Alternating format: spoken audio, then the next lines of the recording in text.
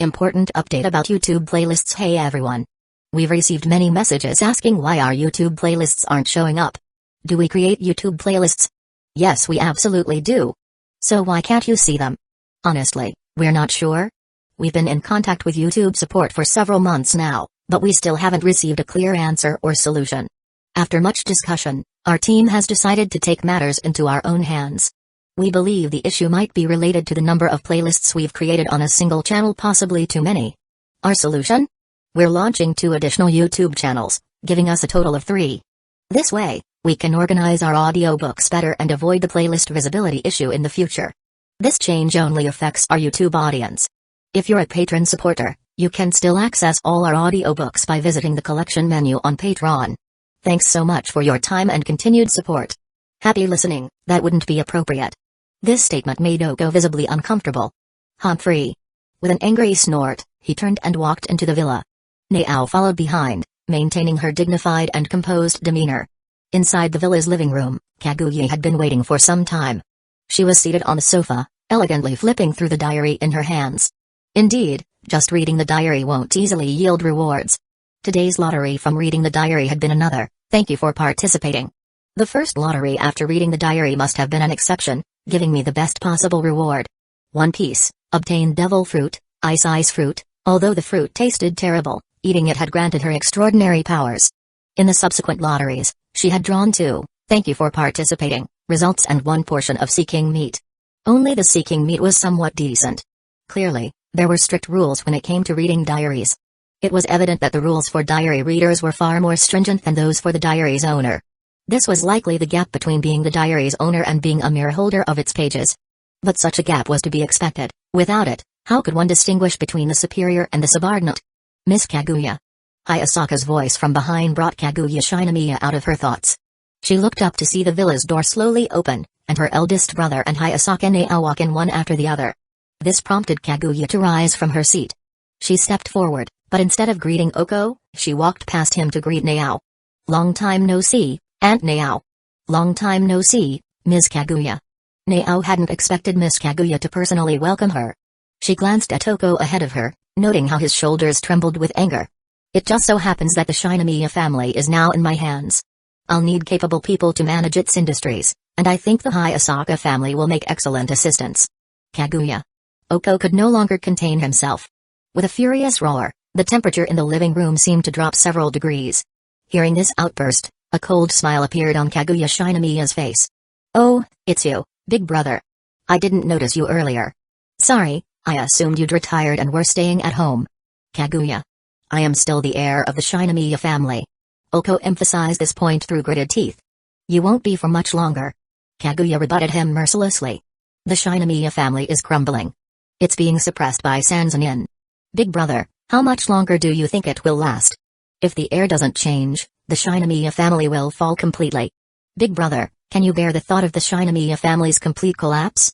That's a death sentence. Nao felt the power of Kaguya's words more deeply than if they had been physical blows. Oko's expression broke completely. Could the Shinomiya family withstand collapse? No, it couldn't.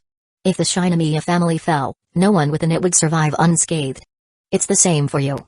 Really? Then why do you think Sanzanin is supporting me, big brother? Oko was at a loss for words. He didn't know the exact reason, but he could tell that even if the Shinomiya family fell, Kaguya had enough confidence to gain Sanzanin's protection. But if Kaguya could secure Sanzanin's protection, what about the rest of the Shinomiya family? When the Shinomiya family collapsed, their enemies would surely come knocking the very same night. Kaguya took Nao's hand and led her to the sofa to sit down. The sneer on her face was like that of an empress looking down at a dethroned emperor. Now, it's my turn to speak. Shinomiya Kaguya's turn. And you, big brother, can only passively listen. You will hand over the title of heir to me. If I refuse, the Shinomiya family will be destroyed. At this point, you're begging me. Don't get it twisted, big brother. And one more thing, I hate you talking to me with your head tilted upward. You know what I mean, don't you, big brother? Chapter 29, The Emperor Falls. The Empress takes the throne. Nao, seated on the sofa, almost let her shock show at this moment.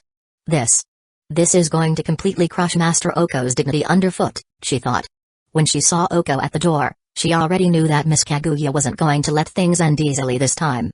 But seeing this unfold now, she realized how naive her earlier thoughts were. Miss Kaguya didn't just want to win, she wanted to utterly trample everything Oko stood for. Oko, of course, understood her words. Kneel. In his mind, he had always seen Kaguya as nothing more than a tool, something to strengthen the family's power. And now, this tool was demanding that he kneel before it. Kneel before her. What's the matter, big brother? Don't you understand plain language? Ah, I suppose that makes sense. You've always been so proud, how could you possibly understand the words of a mere tool? Kaguya's voice dripped with mockery, her sneer cutting deeper than any blade. In that case, let me rephrase it in simpler terms, so even you can understand. Do you choose your dignity, or do you choose the survival of the Shinomiya family? It's a simple choice. In your eyes, isn't the Shinomiya family the most important thing of all? Surely, you wouldn't allow the honor of the Shinomiya family to be severed here. Of course, if you insist on keeping your dignity, then I, as your younger sister, will respect that decision. But I wonder, will the people coming to kill you after the Shinomiya family collapses also respect your decision? Oko's shoulders trembled. He knew, he had no choice. Plop. He dropped to his knees, the sound echoing through the room, his emotions unreadable as he knelt before his youngest sister. As Oko obediently complied, the coldness on Kaguya's face began to dissipate, bit by bit. Since Big Brother insists, I'll take over the burden of the Shinomiya family. Oh, and by the way, since Sanzanin is backing me, the Shinomiya family will fully submit to Sanzanin. After all, this is necessary for survival. The Shijo family is already making moves in the shadows. This is the only path for the Shinomiya family to endure. Her words were impeccably crafted, wrapped in the guise of righteousness, ensuring she seized the moral high ground completely. Behind her stood the banner of Sanzanin, fluttering high. But for Oko, it was all over. The Shinomiya family's submission to Sanzanin was irreversible. Likewise, the position of heir was now unshakable. As long as the Shinomiya family wanted to avoid complete destruction, there was only one viable heir, Shinomiya Kaguya. Big brother, do you have any objections? No, none at all. Oko knew that his era had come to an end. With Sanzanin supporting Kaguya, the glory of the Shinomiya family could continue. But from this moment on, the title of heir was beyond the Shinomiya family's control. Its future was now set in stone. At this moment, the proud head of Shinomiya had been crushed to the ground by Sanzanin's overwhelming force. And with Kaguya now standing tall, there would be no chance for the Shinomiya family to rise again under someone else's leadership. Hayasaka, escort Big Brother out. Yes. Kneeling on the ground, Oko stood up sluggishly, moving like a soulless zombie as he left Kaguya's home. Hayasaka followed him, silently escorting the 40-something eldest son of the Shinomiya family outside. Not a single word was spoken during the process. She simply walked him to the door. Hayasaka. Abruptly, Oko's footsteps paused, and he turned his head slightly. What happened to Kaguya? I'm not obligated to answer your questions, Master Oko. Have you told Kaguya everything? About all the times you betrayed her? And she still forgave you? Realization dawned on him. Hayasaka had already confessed her betrayals to Kaguya. And Kaguya had chosen to forgive her. For Oko, this was utterly incomprehensible. Perhaps, this was the greatest mistake of his life, underestimating the bond between the two. I see.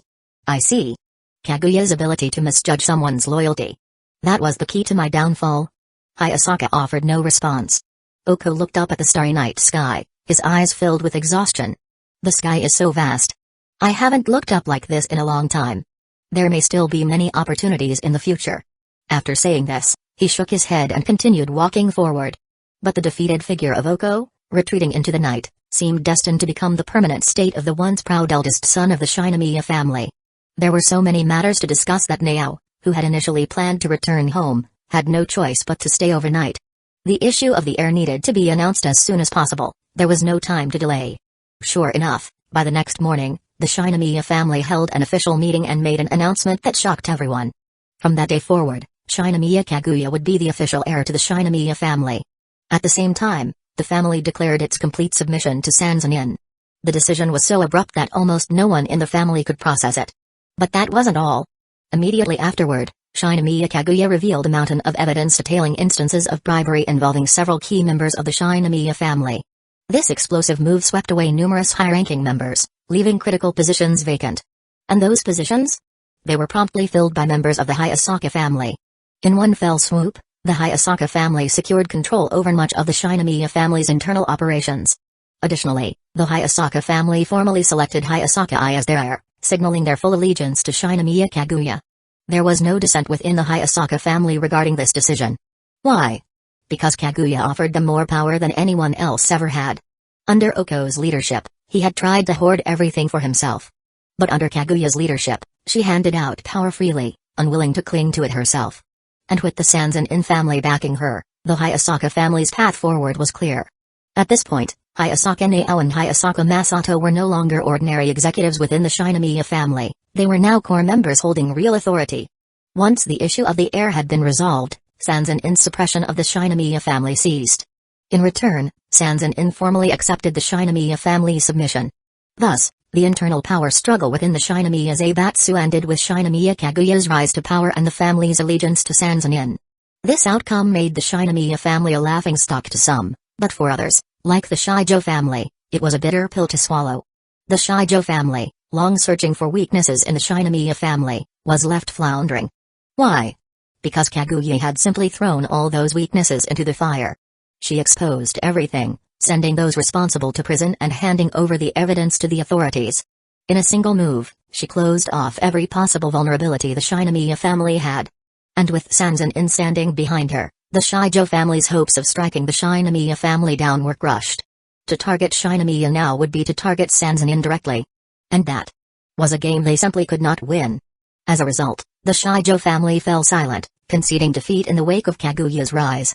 Chapter 30, Leave and Transfer in the Student Council Office of Shuchin Academy. As the president of the Student Council, Shirogane Miyuki subconsciously glanced at the seat that belonged to the vice president, Shinomiya Kaguya. The slightly irritated mood caused him to tap his fingers against the table without realizing it. "President, what's wrong today? You seem agitated," asked Ishigami Yu, who was working on the Student Council's project report. Noticing the president's unusual demeanor, he turned his attention toward Shirogane with curiosity. "Ah. You're thinking about the vice president, aren't you?" "Hey. Ishigami, I'm just concerned about Shinomiya. She's been on leave for 3 days." "Oh? So the president doesn't know?" Hearing this, Shirogane immediately straightened his posture. "Ishigami, do you know why Shinomiya took leave?" "Not only do I know, but almost everyone in Shuchin knows why the vice president is absent." "Wait. Everyone knows?" "Yes, it's been a hot topic for the past few days." "Honestly, I thought you already knew about it." "This is news to me." For the first time, Shirogane Miyuki felt the sting of how limited his access to information was. But if the reason is so well known, why am I the only one left out? "Ishigami, can you explain everything to me?" "Of course." Ishigami nodded, setting his computer aside for the moment. The story is pretty straightforward. A few days ago, a sudden upheaval occurred in the Shinomiya family. Upheaval? At the time, a powerful force began suppressing all of the Shinomiya family's businesses. Not just in the business world, either, even their political connections were targeted. The entire family was under pressure. But the Shinomiya family is massive. Shouldn't they be able to resist? Nope. The Shinomiya family was nearly crushed overnight. That's unbelievable. Shirogane Miyuki couldn't mask his shock. Since starting at Shuchin, he'd constantly heard about the scale and influence of the Shinomiya family. For something so formidable to be brought to its knees in such a short time was utterly mind-boggling. That's why Shinomiya asked for leave? Because of the chaos in her family? I'd say that's part of it. Ishigami considered it for a moment before continuing. While the vice president's leave is definitely tied to the family crisis, the reason might not be what you think. Not what I think?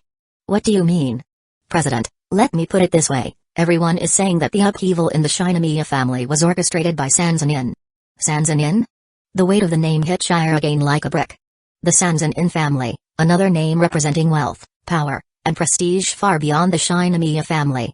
As if Shinomiya alone wasn't overwhelming enough, now Sanzanin was added to the mix. But that's not the only thing. What's really surprising is that people are saying the mastermind behind it all was Shinomiya herself. Wait. What? The person behind the Shinomiya family's crisis was Shinomiya? Exactly. Shirogane stared at Ishigami, dumbfounded. Ishigami, are you messing with me right now? Not at all. Ishigami raised his hand in mock oath. Everything I'm saying is public knowledge. The rumors are flying all over campus, so it must be true. But people are saying the vice president worked with Sanzanin. They must have made some kind of deal. Deal? Why would Sanzanin need to negotiate with Shinomiya? That's the thing, There's been a lot of debate about it. What's there to debate? It doesn't make sense. Sanzanin is leagues ahead of Shinomiya in terms of power. They wouldn't need any agreement to force the Shinomiya family into submission. True. Shire again thought it over and realized how strange the situation sounded. Sanzanin had enough power to crush Shinomiya at will. There was no logical reason for them to bother negotiating. No wonder people were skeptical. I guess only Shinomiya knows what really happened. Shire again decided not to dwell on it further. And then, the Shinomiya family announced that the position of heir had been officially transferred to the vice president. So the reason for her absence is probably tied to restructuring the family's internal affairs. I see. It all made sense now. That explained why Shinomiya had been gone for 3 days. Suddenly, a new thought struck Shirogane, and he froze. Wait. Doesn't this mean Shinomiya is now in charge of the entire Shinomiya family? Exactly. Ishigami confirmed it without hesitation. Because of Sanzanin's intervention, Shinomiya Kaguya is now the head of the family. She's effectively in control of the entire Shinomiya conglomerate. All of this happened in just 3 days? At that moment, Shirogane Miyuki felt his body go rigid. For the longest time, he believed that by working hard and studying diligently, he could match Shinomiya's achievements, prove he was just as capable, if not more so. But now, the gap between them felt insurmountable, like they were in completely different worlds. Oh no. Just as Shirogane began spiraling into self-doubt, the door to the student council room was flung open with a loud bang. Bang. Oh no, President. Fujiwara Chika rushed in, her face a mix of panic and anxiety. I just heard something terrible. Kaguya-chan might be transferring to another school. What? The sudden announcement caused Shirogane's mind to short-circuit. Even Ishigami, who usually stayed composed, was momentarily stunned. He quickly questioned the source of the news. Fujiwara-senpai, where did you hear that? From the principal, of course. Fujiwara puffed out her chest proudly but couldn't hide the worry in her expression. Woo Kaguya and I are so close.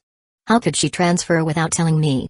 She looked genuinely distraught, wanting desperately to know where Kaguya had gone. Typically, Fujiwara would have picked up on something earlier. But with Kaguya having been absent for 3 days, she had only just learned about the transfer.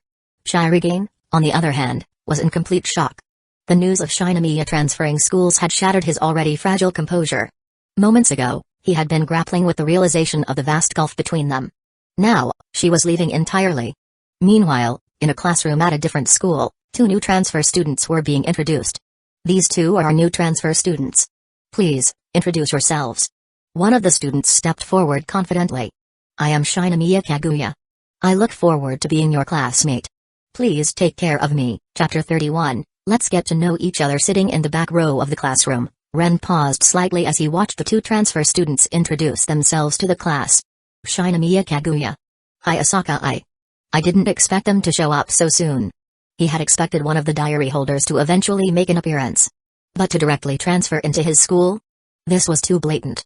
Ren had thought the diary holders would approach him cautiously, testing the waters before revealing anything. But this wasn't subtle, it was a head-on confrontation. He couldn't figure out what kind of strategy this was. After all, no one else would be as foolish as he had been, testing the diary's rules by exposing their identity outright.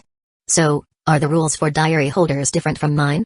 That seemed like the most plausible explanation. But even if their rules were different, why was Shinomiya Kaguya one of the holders?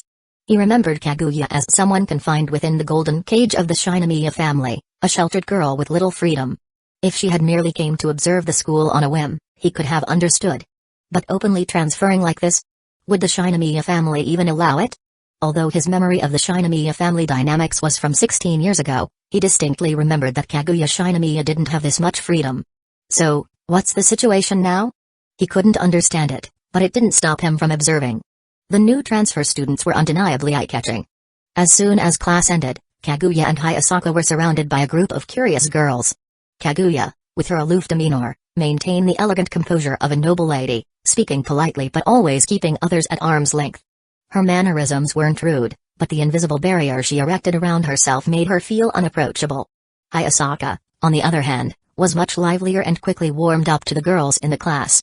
Hayasaka, do you know Shinomiya? Someone eventually asked. Hayasaka smiled and answered without hesitation, I'm actually Ms. Kaguya's maid. Maid?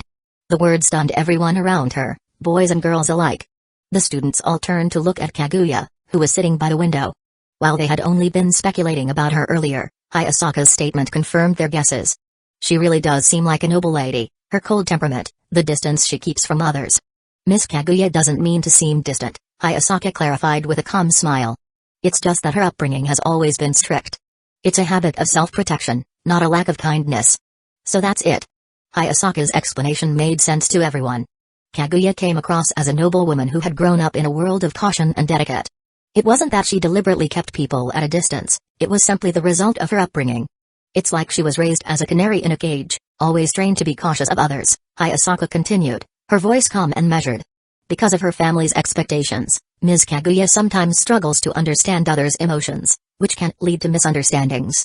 Hearing this, the surrounding students nodded in understanding. They couldn't fault her for her upbringing, she was, after all, the daughter of a powerful family. Her refined manners and distant aura fit perfectly with their idea of a true young lady, someone akin to a delicate flower blooming high on a mountaintop. It's not arrogance, Hayasaka concluded. It's just the way she's always been taught to behave. While some people might label such behavior as young lady syndrome when displayed by ordinary girls, in Kaguya's case, it wasn't an act. It was a direct result of her family's crisis education. Ren, sitting quietly at the back of the classroom, noted Hayasaka's explanation with interest. She's not hiding her role as a maid but openly admitting it? This maid is intriguing. Hayasaka's directness had revealed a lot about their situation, and Ren silently took it all in. But judging by this, it doesn't seem like they're planning to approach me anytime soon. He decided not to dwell on it and instead packed up his things. Quietly, he left the classroom without drawing any attention. For now, his priority was confirming the whereabouts of Ren and Sanoko. Bang! Just as Ren turned a corner, a sudden collision made him stagger backward. He looked down to find a girl sitting on the ground, rubbing her sore backside. Suzuki Sanoko? Ren recognized her instantly. Was she running because of Kaguya? Before he could say anything, Sanoko stretched out her hand toward him. Hey, help me up. My butt hurts too much. I can't stand up. Without a word, Ren reached out and helped her to her feet. Hiss. Sanoko winced as she pressed her hand against her lower back. I really need to stop running so fast. She muttered, half complaining, half laughing at herself. Sorry about that. I wasn't watching where I was going, she added, bowing slightly. It's fine, Ren replied, shaking his head. He had expected her to complain, but she apologized instead. Ren stepped aside, intending to continue on his way. But just as he took a step, Sanoko moved in front of him again. Hey! Classmate, can we get to know each other? The sudden question left Ren momentarily stunned. Was she hitting on him? Suzuki-san. Oh, so you know me? That's great. Sanoko interrupted with a bright smile. Let's exchange contact info. You know, so we can get to know each other better. Her enthusiasm was so unexpected that Ren found himself complying before he even realized it. Amamiya Ren, he said, watching as she saved his name in her phone. Got it. Let's stay in touch, Amamiya Ren, Sanoko said cheerfully. I'll see you later, I have to go find that Ice Queen Shinamiya now. And with that, she rushed back into the classroom. Ren stood there for a moment, staring at the contact information newly saved in his phone. Suzuki Sanoko is a fiery one, he murmured to himself. Then he glanced back at the classroom, where Sanoko was already chatting animatedly with Shinamiya Kaguya. Still, a girl like her is kind of charming, Ren thought, a small smile playing at the corner of his lips. Her straightforwardness and boldness were refreshing, and he couldn't help but think she was surprisingly cute in her own way. Chapter 32, Date Invitation Shinamiya. Sanoko approached Kaguya with a loud voice that immediately drowned out all other chatter in the classroom. Why did you suddenly transfer to Titan? Why? Am I not allowed to transfer here, or does Titan High School fall under the Suzuki family's domain? TSK, I never said anything like that. Although the Suzuki family's industry was deeply tied to education, Titan High School wasn't part of their holdings. And Sanoko had no interest in studying at one of her family's schools either. After all, attending a school managed by her family would mean being under her parents' watchful eyes all the time. Why subject herself to that kind of scrutiny when she could enjoy her freedom elsewhere? Weren't you doing fine in Shushin? Why leave your territory to come here of all places? I just wanted a change of scenery. Something about this seems off. Sanoko's instincts were sharp. It was already strange enough when you showed up at Tropical Land over the weekend and were linked to Sanzanin. Now, you've taken over a major position in your family, yet you're suddenly transferring schools? It was a gut feeling, but Sanoko couldn't shake the sense that Kaguya was up to something. Her sudden transfer didn't sit right with her, and Sanoko couldn't help but feel like there was a hidden motive behind it all. So, are you here to interrogate me? Not really. I just have a strong feeling you'll bring trouble wherever you go. Sanoko crossed her arms, her tone becoming more direct. From what I know about you, you'd never willingly leave your comfort zone. Someone must have forced you out. This woman is sharper than she looks, Kaguya thought, her expression remaining calm despite the implications of Sanoko's words. Even though Sanoko hadn't outright said who might be behind Kaguya's transfer, her deduction was unsettlingly close to the truth. So, what's your conclusion, Ms. Suzuki? Humphrey. Sanoko smirked, her tone laced with sarcasm. It's exactly as I thought. There's no way someone as icy and calculating as you would leave your cushy environment without a reason. You can play dumb all you want, but sooner or later, I'll figure out why you're here. And the reason you're working with that arrogant Sanzan-in kid. With that, she turned and left the classroom, her sharp observation leaving Kaguya momentarily speechless. Sanoko's tentative conclusion was clear. Kaguya's transfer had a purpose, and that purpose was likely tied to her mysterious cooperation with Sanzan-in. Whatever their plan was, Sanoko knew it hadn't been Kaguya's decision to transfer, someone else had pulled the strings. There's definitely something going on, Sanoko muttered as she exited the classroom. Just as she stepped into the hallway, her eyes fell on a familiar figure. It was the boy she had bumped into earlier. A gentle breeze blew through the open window, lifting his bang slightly and revealing his face. Behind the thick lenses of his glasses was a mature, handsome face, its subtle charm more apparent now in the natural light. Delicious. As someone who prided herself on her taste in appearances, Sanoko silently rated him. Shinichi had always been her gold standard, scoring a solid 9 out of 10. But she deducted a point because of his obsessive love for mysteries. The boy in front of her, however, had a hidden charm that boosted his score significantly. While his outward appearance might only score a 6 at first glance, the hidden depth in his expression easily added 3 points, making him a solid 9. I never noticed we had someone like this at school. Why are these quiet types always the ones with hidden charm? She couldn't explain why, but she felt intrigued by him. If it weren't for the circumstances today, she'd already have invited him out to hang out and get to know each other better. For now, though, she had to let it go. Sanoko took a deep breath, gathered herself, and walked over to the boy. Amamiya, are you free this weekend? Let's go on a date. What do you think? Date? Ren blinked in surprise. I don't go out much except for work. Do you have a part-time job this weekend? He pulled out his phone and checked his schedule. No, I don't. Then spend the day with me. What do you say? I'm not very good at talking. I figured as much, Sanoko said with a grin. But dating is about spending time together. The more time we spend, the easier it'll be to talk. So, how about it? What could he say to that? If you don't find it boring. Sanoko's smile grew brighter. Then it's settled.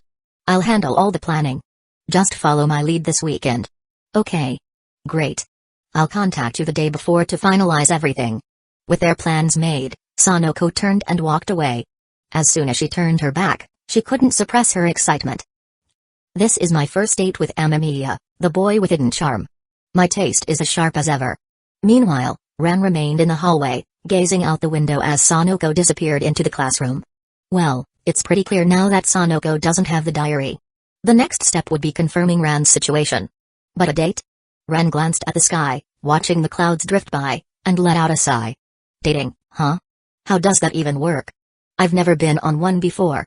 Actually, I've never even been asked out before. Ren had a clear sense of self-awareness. He wasn't someone who stood out in a crowd. Quiet, reserved, and filled with inner thoughts, he lacked the social experience to handle situations like this. Especially when it came to interacting with girls he had just met. In his 16 years of life, nothing like this had ever happened to him. This is way more stressful than working. Still, his diary required daily entries, and having new experiences might lead to better rewards. Maybe spending time with Sanoko will help me learn more. That wouldn't be so bad. The only problem was his tendency to clam up in conversations. Honestly, dating sounds more exhausting than a full shift at work. But for now, he reasoned that a first date would likely just be casual, maybe a simple outing. Though, in a place like Beka City, weekends were rarely uneventful. Chapter 33, Stories Are Just Stories. It was after school. Ren walked home, following his usual routine. But just as he arrived at his apartment building, a luxury car pulled up and parked out front.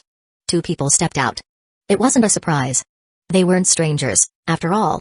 Given that they had recently transferred to Titan High School, their visit here was expected. Their purpose for coming today was obvious. "Good evening, Amamiya-san."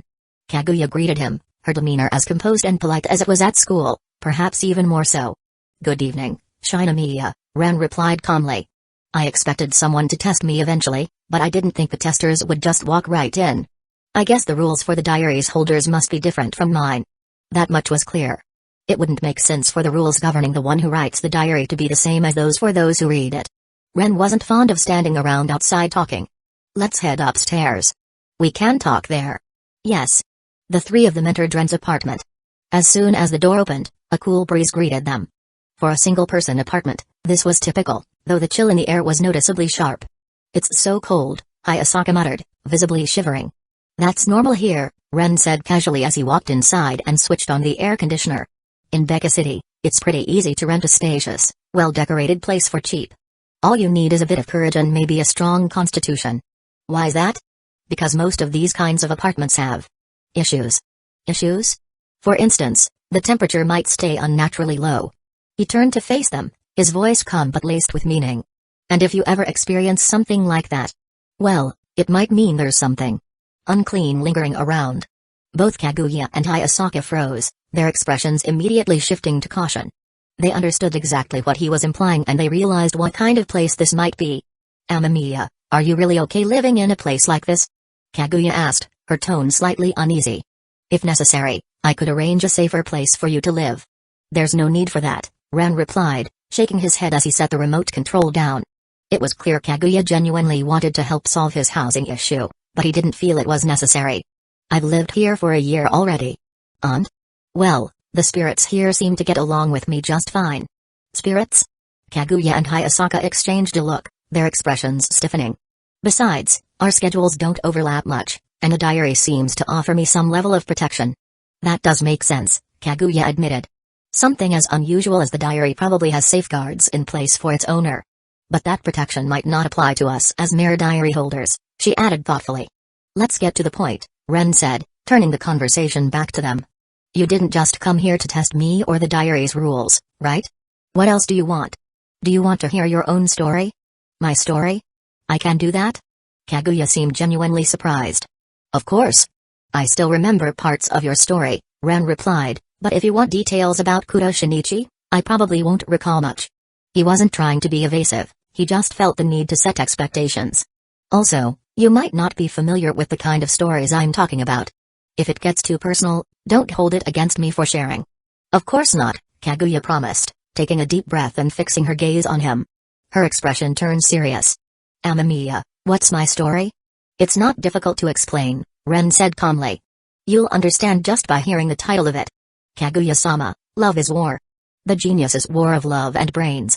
Hearing the title, Kaguya's composure shattered, her expression nearly collapsing. PFFT. Standing behind her, Hayasaka couldn't hold back her laughter. Just from the title alone, she could tell this was a romance story, probably one filled with awkwardness and pride on both sides. "Amamiya-san, I don't have a lover," Kaguya said, trying to regain her composure.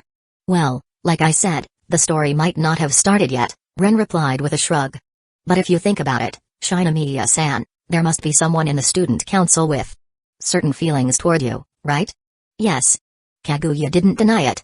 She might have been a girl raised in isolation, but she wasn't so oblivious as to miss the signs of others' affection.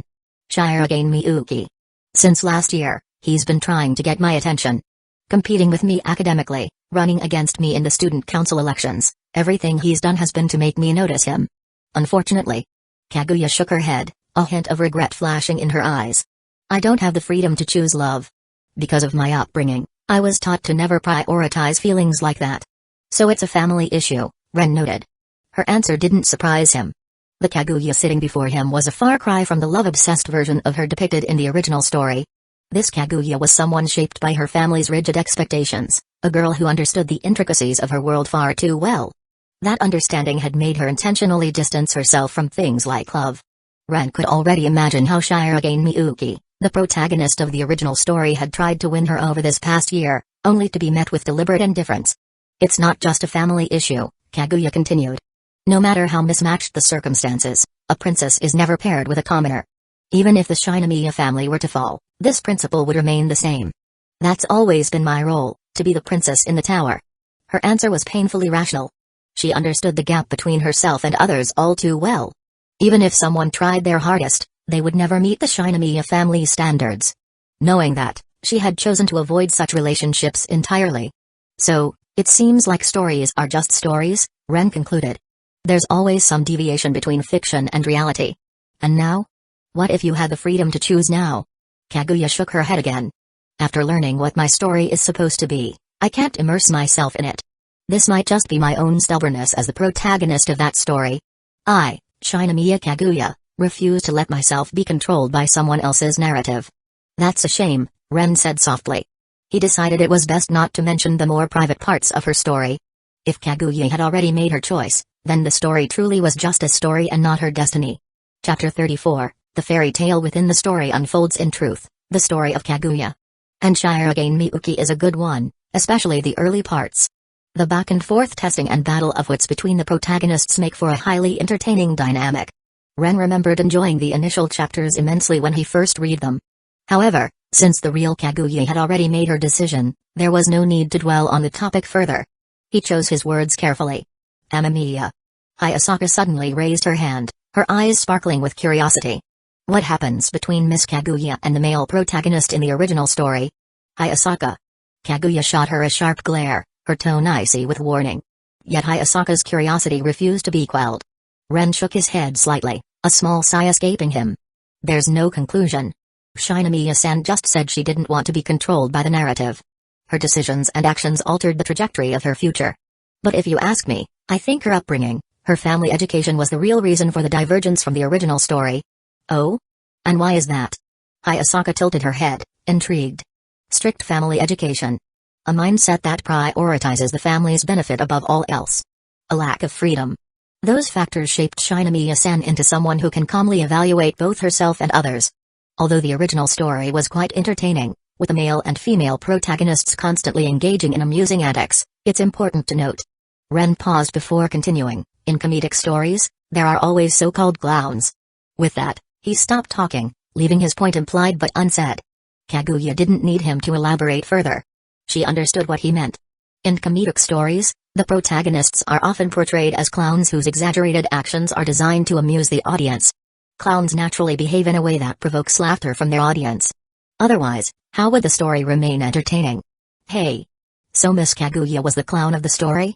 Hayasaka's curiosity only grew stronger. Amamiya, could you explain that part in more detail?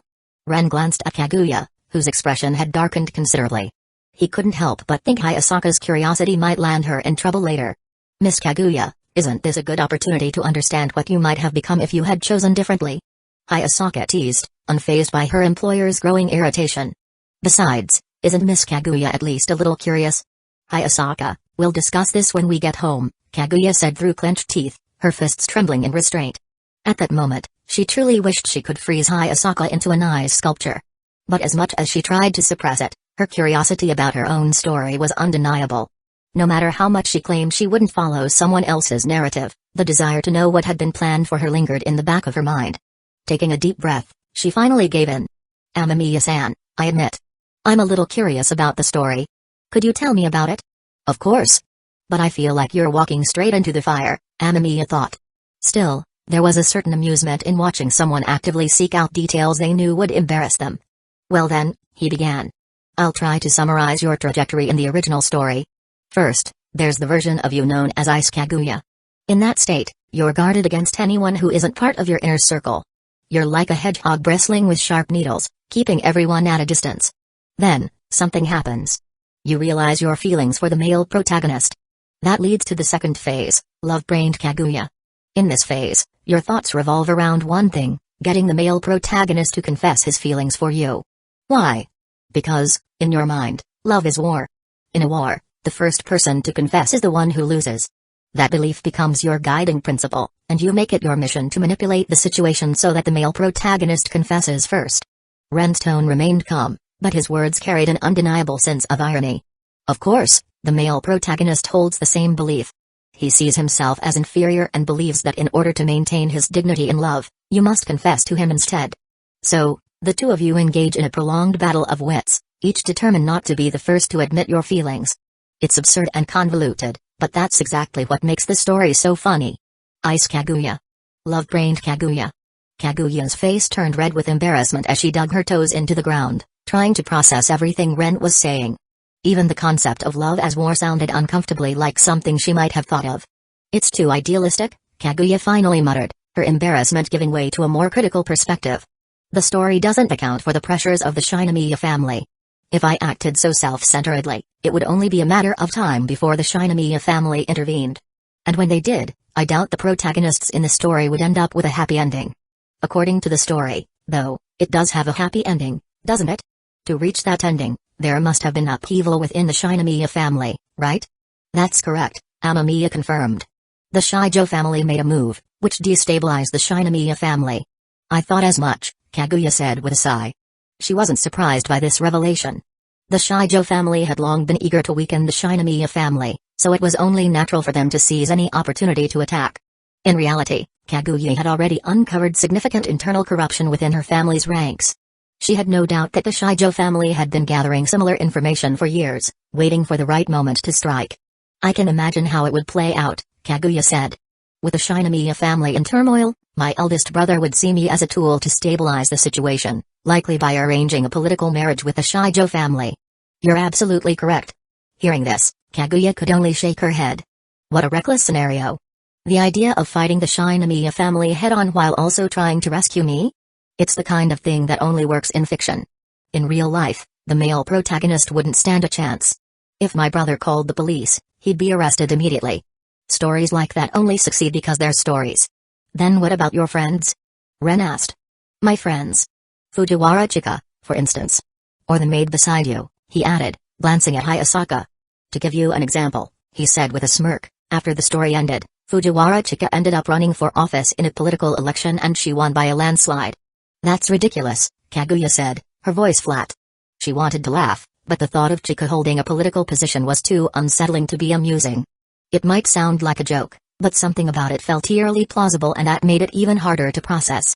Chapter 35, We are mutually beneficial. It's really hard for me to imagine Fujiwara sitting in that position, Kaguya said, her tone filled with disbelief.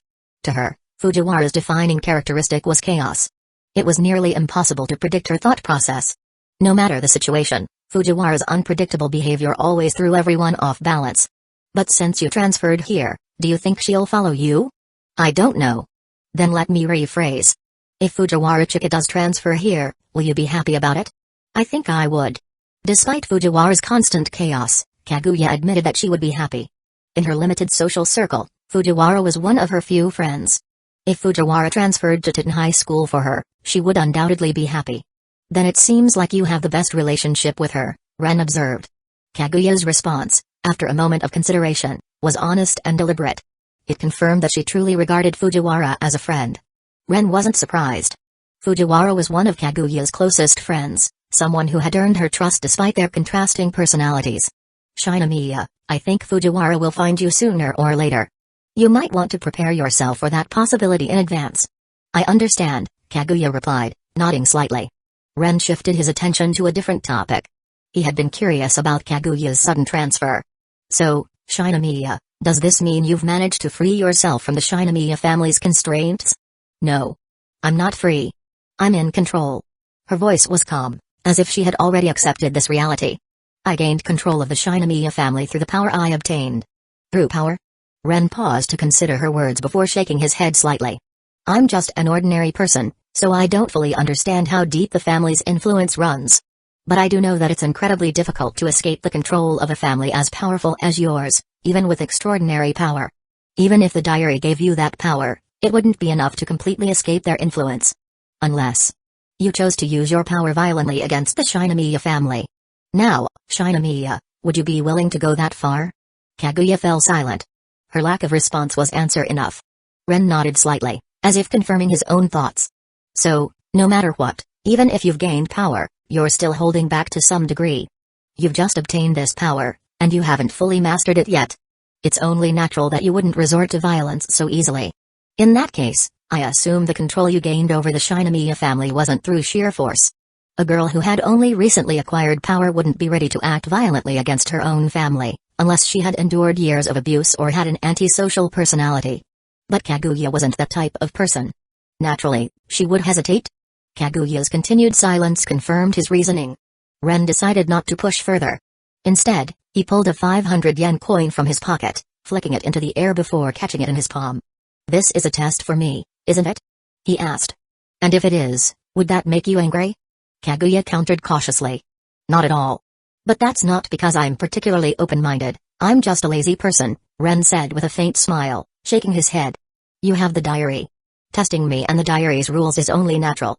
You're in the same position as I am. In fact, I tested you and the diary first. So really, we're no different. Testing was inevitable, and there was no reason to blame anyone for it. You were able to transfer from Shuchen because someone helped you gain control over the Shinomiya family. In exchange, you came to Titan to contact me and conduct these tests, right?" "That's correct," Kaguya admitted with a soft sigh. Ren chuckled lightly, flicking the coin in his hand again and catching it effortlessly.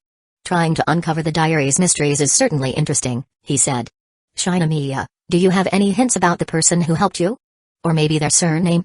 If I know their name, they might be part of a story I remember." Kaguya thought for a moment before replying. "Their surname is Sanzanin." "Sanzanin?" Ren's eyes lit up in recognition. He couldn't help but laugh. "So it was Sanzanin Nagi all along?" "Yes. If it's Nagi, then your grandfather certainly has the means to fully control the Shinomiya family." Ren's thoughts drifted back to a little girl he had seen at tropical land, a girl with long purple hair dressed in a kimono. Suddenly, everything clicked. "I see now. That little girl with purple hair. I felt like I'd seen her somewhere before. Seijinomiya Izumi. But the version of her in the story is a bit different from the one I saw in reality." Ren smiled faintly, chalking up his initial failure to recognize her to the passage of time. 16 years had dulled his memory, and details that once seemed vivid had long since faded. "Memory fades over time," he muttered. "I'll include this part in my diary later. But for now, I assume they're staying in Beka City. Do you think they'll come here eventually?" "I can't say for sure," Kaguya replied, shaking her head slightly. "We're all still testing the diary. We haven't yet confirmed whether those who read the diary need to interact with you to gain anything substantial." "That's fair." Ren nodded in understanding. The diary's rewards were tempting enough to push people into action. If testing revealed that interacting with him was necessary for rewards, it wouldn't be surprising for Nagi to transfer schools as well. "Well, I'll make sure to write a detailed entry in today's diary. After reading it, you should be able to confirm more of the situation."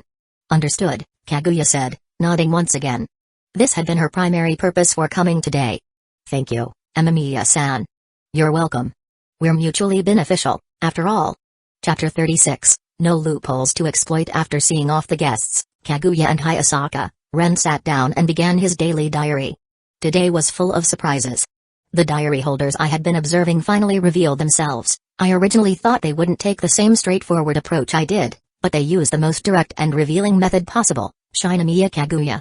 Hayasaka I, VIP students at Shuchen Academy and part of the prestigious Shinomiya family. I didn't expect them to expose themselves so soon, but because they revealed themselves so early, I didn't take the initiative to reach out at school, and yet, just as I arrived home, they came looking for me. As I suspected, it was a test of me, and a test of the diary itself. Not that I mind, it's actually good to test the diary's rules early on. What caught my attention most, though, was that Shinomiya seems to have escaped her family's control. During our conversation, I ruled out the possibility of her using force to gain her freedom from the Shinomiya family, and then I got a surprising answer. Sanzanin. It turns out this isn't just a world where 3 stories overlap, there are far more narratives woven together here. Sanzanin Nagi. Hearing this name reminded me of 4 familiar characters from the past, Shanna, Nagi, Louise, and Taika. They share the same traits, short stature, fiery temper, and, well, modest figures. They're the quintessential Kujimiya-type characters. I didn't expect to encounter one so easily. "So, Sanzanin Nagi, I assume you're reading this diary too." Ren paused after writing this. "There's no limit to how much can be written in the daily diary. What matters is recording everything clearly." But today's entry was a little different. At the bottom of the diary, black text appeared. "Achievement unlocked, found the diary, congratulations. You've received a special reward, accumulation. You can stockpile lottery draws. The more you save, the higher your chances of obtaining high-quality rewards. A pretty useful feature," Ren remarked. "If I want better rewards, I can save up draws, kind of like combining treasure chests to make higher-level ones." He didn't dislike this new mechanic. However, it wasn't particularly useful during the trial phase. He decided to draw immediately. From the moment he initiated the draw, a massive roulette wheel spun in his mind. The pointer gradually slowed, finally stopping. Lord of the Mysteries, obtained sequence 9 potion, apprentice. A bottle of potion appeared on the table, filled with a pinkish liquid. Another potion reward. He reached out and picked up the bottle, examining it closely. Then, he pulled a 500 yen coin from his pocket. I shouldn't have any trouble drinking this apprentice potion right now. He flipped the coin. It spun in the air before landing back in his hand. Heads. Looks like I'm good to go. It must be thanks to the effect of wild card. After confirming it was safe, Ren uncorked the bottle, put it to his lips, and drank the potion. The liquid was thick and had a disgusting texture. This one tasted even worse than the seer potion he'd taken before. Ugh, drinking these potions is such a miserable experience. Can't they at least make them taste better? He grimaced at the lingering taste but knew his complaint was pointless. The risks involved in consuming potions were far greater for most extraordinary individuals, especially for those without the wild card trait. For someone without that safeguard, taking an apprentice potion could lead to hearing the ominous whispers.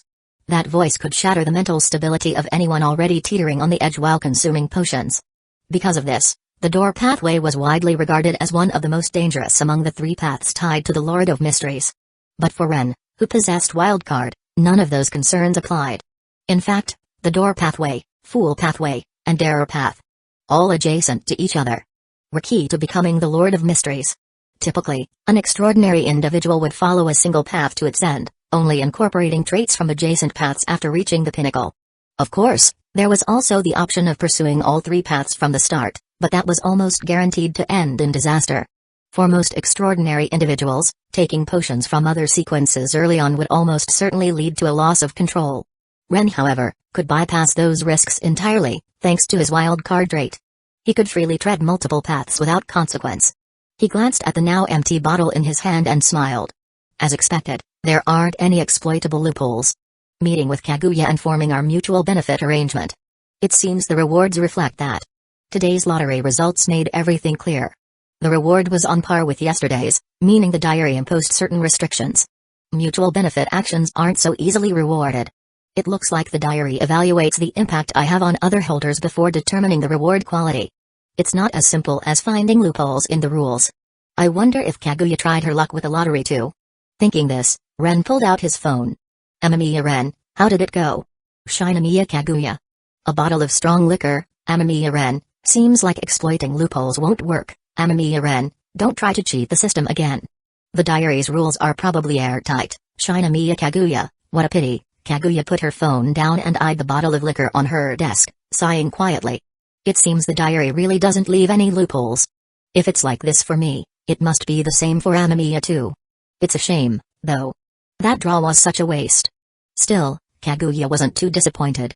This discovery was crucial. It proved the diary's rules were likely watertight.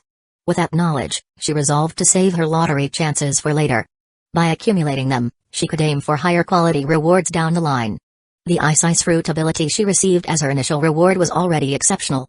Kaguya wasn't the type to let greed cloud her judgment. Sometimes, it's best not to take unnecessary risks. Otherwise, you might lose even more. Chapter 37, Grandpa's Curiosity Uck. Nagi bit her lip tightly as she stared at the diary.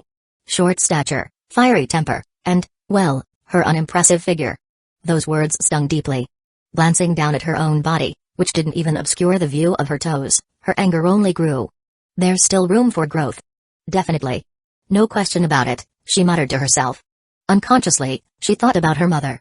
Her mother didn't seem to have any particular strengths, aside from her singing, her absurdly good luck, and her excellent figure. Taking a deep breath, Nagi clung to the faint hope provided by her genes. Yes, there's no problem. The genes I got from my mom won't leave me stuck at this level. It was a very blind kind of confidence. So blind that Maria, who stood nearby, couldn't hold back a sigh. Not all genes are passed down perfectly, Maria pointed out calmly. Besides, Miss Yukihiko gave up almost everything else in exchange for that perfect figure. Honestly, the nutrients in your body seem to have all gone to your brain. You've got an extraordinary mind, Nagi, but that means the rest of your body couldn't develop as much. From a purely genetic standpoint, this was actually a reasonable theory. The body allocates its resources selectively. If you gain something, you often lose something in return. Miss Yukihiko's luck and physique may have come at the expense of other attributes. To Maria, this was simply an obvious case of equivalent exchange. Once Nagi had calmed down a little, Maria walked over and stood by her side. "Nagi, did you get your answer?" "Yeah, I got it," Nagi replied, closing the diary with a sour expression. "As we suspected, the rules of the diary are airtight. There's no room to exploit any loopholes. I really thought I'd find a way around it. What a waste." The test results were in, but they were nothing like what she'd hoped for. Instead of success, all she had was a headache. "I didn't even participate in a draw, and all I got was a thank you for participating. Then there's Shinomiya." With a sigh, Nagi picked up her phone and made a call. "My result? Just a thank you for participating." "Same here," Kaguya replied on the other end of the line. "All I got was a bottle of strong liquor." "Seriously? Not even offline arrangements are allowed? These diary rules are way too strict." "Seems like we'll have to stick to playing along with it normally," Kaguya said, her tone resigned. To properly interact with the diary, it was clear that direct involvement was necessary. But that meant attending school. And Nagi, to put it bluntly, wasn't exactly a fan of physical activity. Although she was considered a genius and could easily transfer to a regular high school, her stamina and energy levels left much to be desired. When she thought about having to go to school regularly in the future, her entire face twisted in resistance. After hanging up the call, Nagi flopped onto her bed like a deflated balloon, resembling a lazy slug. "Maria, what am I supposed to do? Does this mean I actually have to go to school? And how is that a bad thing?" Maria said with a wide smile. "Nagi, didn't you tell your grandfather that there was something you wanted to do? So, what's your goal now? Do you have the motivation to work toward it?" Nagi, think carefully about what you want." Maria didn't push her too hard. Instead, she guided her gently, allowing her to reach her own conclusions. Deep down, Nagi already knew the answer. Maria's so-called guidance was more about helping her clarify her own goals. If she was only driven by short-lived enthusiasm, then nothing would change. But if she truly wanted to achieve something, she would push herself to make it happen. Nagi remained silent for a while before reluctantly pulling out her phone. Her face was filled with hesitation, but she finally dialed the number. "Grandpa." Well, my adorable little granddaughter. What brings you to call your grandpa so late tonight?" "Grandpa, I want to transfer to Titan High School." "What?" Nagi could hear the shock in the old man's voice loud and clear. To be fair, even she was surprised that she'd made this decision. Why would you leave Hokuo Academy to go to Titan, a poor man's high school? Besides, you don't even attend Hokuo regularly, you spend all your time at home. What's brought on this sudden change? Mikado, her grandfather, wasn't entirely clueless. Even without Maria's input, he could tell something was different about his granddaughter. After all, the stubborn girl he knew wouldn't just call him grandpa so easily. Still, hearing her address him like that did warm his heart. But her decision to transfer schools was baffling. Why leave Hikuyu, one of the top schools, for some random public high school? Mikado had to wonder if this was part of some elaborate plan. Was she trying to reform her bad habits? And transferring to a regular high school? "If you stay at Hikuyu, at least I can keep an eye on you. But if you go to a school like Titan, especially in such a high-crime area, there are safety concerns to consider. It seems I'll need to make a few adjustments to my plans." If she stayed at Hikuyu, he wouldn't need to worry so much about her safety. The environment there made it hard for her to encounter any serious trouble. But if she transferred to Titan, a school in such a dangerous area, he'd need to take extra precautions. "Nagi, even if you transfer, are you actually going to attend classes?" "I will." That was unexpectedly firm. Mikado was taken aback. Could this actually be a good thing? Perhaps it was worth a shot. The cost of letting her try wasn't particularly high. At the very least, he could observe her and see if she was serious or just playing some new game. "All right, if you've made up your mind, Grandpa will help arrange it." For now, he'd adjust his plans and watch carefully to see what Nagi was up to. "I must admit, I'm curious." "Well, next week, then." "Next week? Not now. I just need a little time to mentally prepare myself." Yep, that sounded much more like the Nagi he knew. It felt strange a moment ago, but this procrastination suited her usual character. Still, even though she needed mental preparation, she was actually planning to attend school. What exactly was driving his granddaughter to take this step? Mikado's curiosity about her motives was growing stronger by the minute. Chapter 38, Entrusting an Orphan. The next morning, just as Ran was preparing to leave for school, the Mori family received 3 unexpected guests. The Kudo couple, their faces lined with sorrow, stood at the door. With them was a young boy, no older than 7 or 8, wearing glasses. Coming downstairs from the 3rd floor, Ran froze when she saw them. Aunt Yukiko, Uncle Yusaku? Aren't you both overseas? Why did you come back so suddenly? Ah. Kudo Yukiko let out a deep sigh, hesitation flickering in her eyes before she finally spoke. Ran, Yusaku and I returned because of Shinchan. Shinichi? Didn't he say he was investigating some cases? Seeing how Ran was still in the dark, Yukiko's worry deepened, though she didn't say much more. At this moment, Kudo Yusaku, his expression heavy, lowered his voice. Ran, Shinichi. He's in trouble. The police found him over the weekend, late at night, in an empty alley.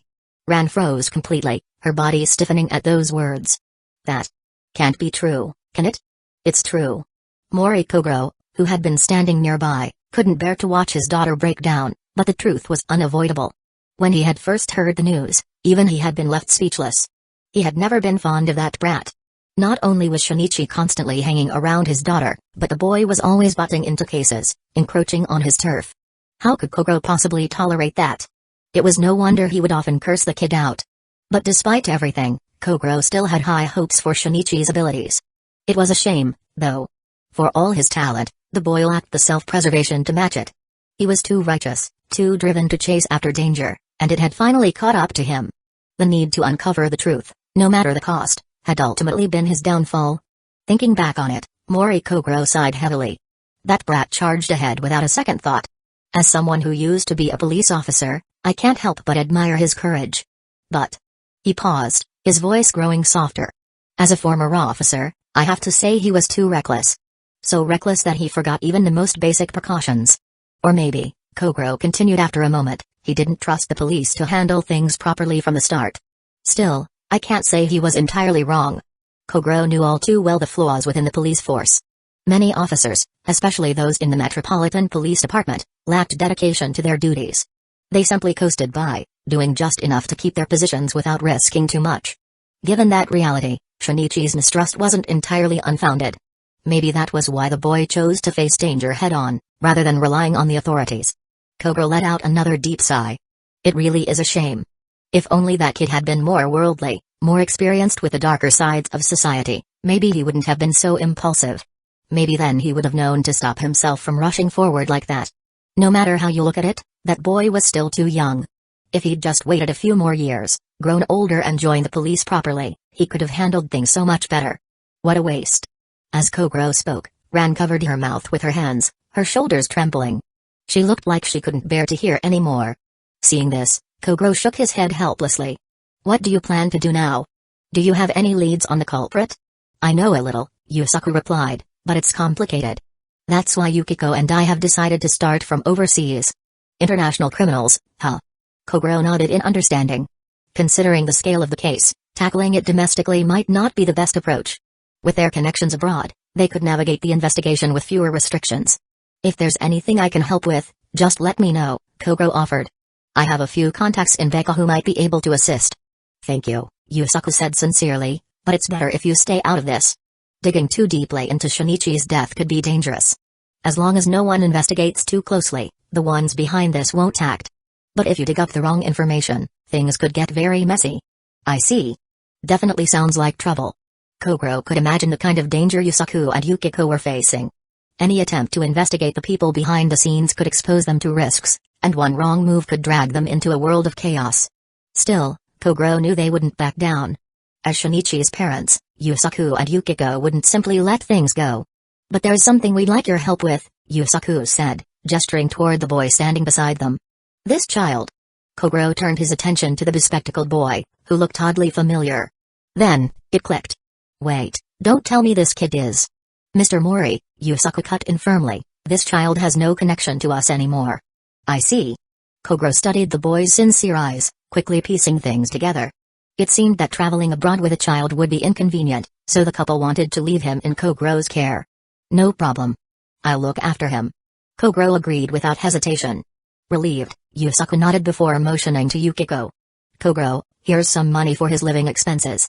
Kogoro accepted the envelope instinctively, but when he opened it, he nearly dropped it in shock. Inside was a bank statement with a balance of 500 million yen. Are you two planning to go to war or something? He blurted out. No, Yusaku said calmly. We're just preparing for the worst. We'll officially leave under the pretense of being emotionally unstable, using it as an excuse to relax abroad. We're not stupid enough to charge in recklessly. We'll only assist local law enforcement with their investigations. As long as we don't dig too deeply, they won't target us. We're just buying time and creating excuses to interfere with their plans. Got it? Kogro said, tucking the statement away. Just don't overdo it, okay? There's still a kid here to think about. Don't worry. We know how dangerous this is, and we're not taking it lightly. Yusaku's voice was steady, his resolve clear. He wasn't about to risk everything. The goal was simple: stay away from the organization while quietly helping law enforcement. Providing information was one thing, but direct involvement was out of the question. Chapter 39, Unacceptable Dad. Ran, who had been covering her mouth, her body trembling slightly, finally spoke. This child can stay, but I can't. The three adults in the room, Kogro, Yukiko, and Yusaku, were all caught off guard. Ran crouched down slightly and removed the child's glasses. He really does look just like Shinichi when he was little. Then, she looked up at her father, her voice trembling. Dad, I don't want to see this child right now. I don't want to think about Shinichi. Not yet. A heavy silence filled the room. I forgot about this. Yukiko let out a deep sigh, realizing too late that they had overlooked Ran's feelings entirely. This child only just learned about Shinichi's death. Even though we know the truth, she doesn't. And for Ran, that loss is very real. What a mistake on our part. As Shinichi's parents, Yukiko and Yusaku could accept the situation because they knew the truth. But Ran didn't. To her, Shinichi was really gone. And now, seeing a child with his exact face right in front of her, it was too much to handle. Kogro considered this for a moment before speaking. Ran, if it's too much for you, you can stay with Iri for now. Understanding his daughter's emotions, he didn't push her to accept the situation right away. Given how close Ran and Shinichi were, perhaps some distance would help her process things. Yeah. Ran gently placed the glasses back on the boy's face. Her expression was conflicted, and she couldn't hide it. Dad, I'd like to take the day off from school. All right. Take the day to rest. Call your mother and ask her to pick you up. I'll contact Mom now.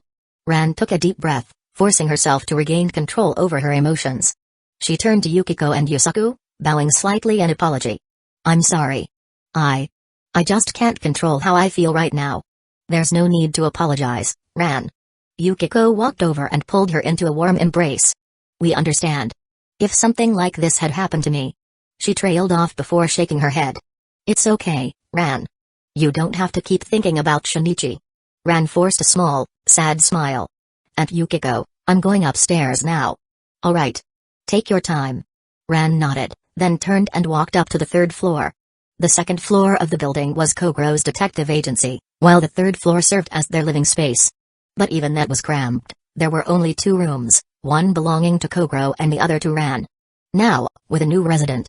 A boy, no less. The limited space felt even more suffocating. The moment Ran reached her room, she closed the door and let out a deep sigh. She pulled out a diary from her desk.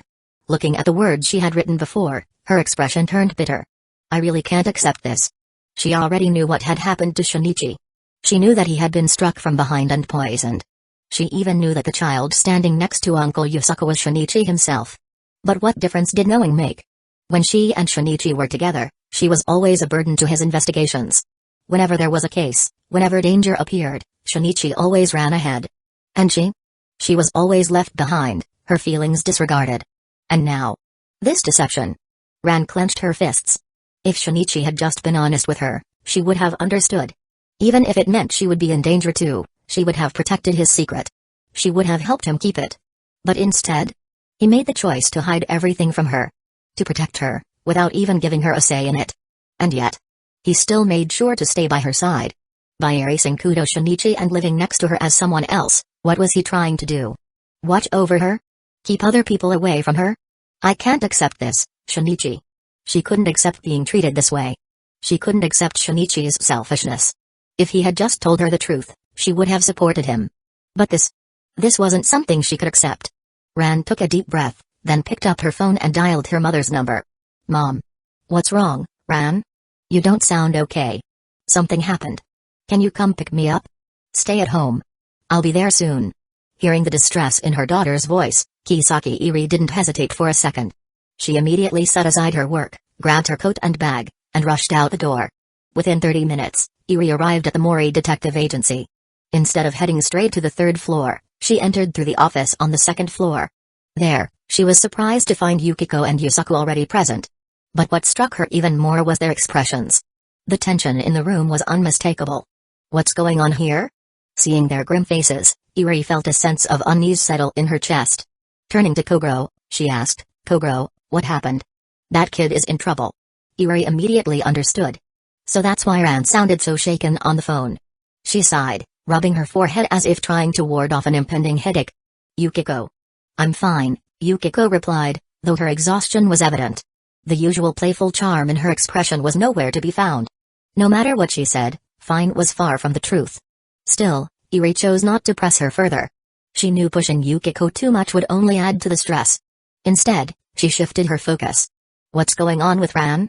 Kogoro cleared his throat awkwardly, then cast a glance at the child standing beside Yusaku. Eri followed his gaze. And immediately understood. "Is that what I think it is?" Kogoro gave her a silent nod. Eri pursed her lips, her expression unreadable. "So this child is Yusaku and Yukiko's? They're asking us to take care of him while they handle things overseas." That alone spoke volumes about the severity of the situation. If they were leaving their child behind, it meant they were about to dive into something extremely dangerous. And the implications of Shinichi's death ran far deeper than it seemed. Eri sighed. "Kogoro, given Ran's current emotional state, she should stay with me for a while." Kogoro nodded. "That's probably for the best."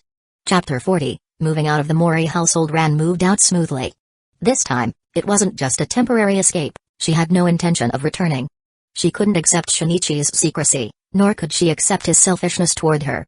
Even though she wouldn't expose his secret, she couldn't bear to live under the same roof as him.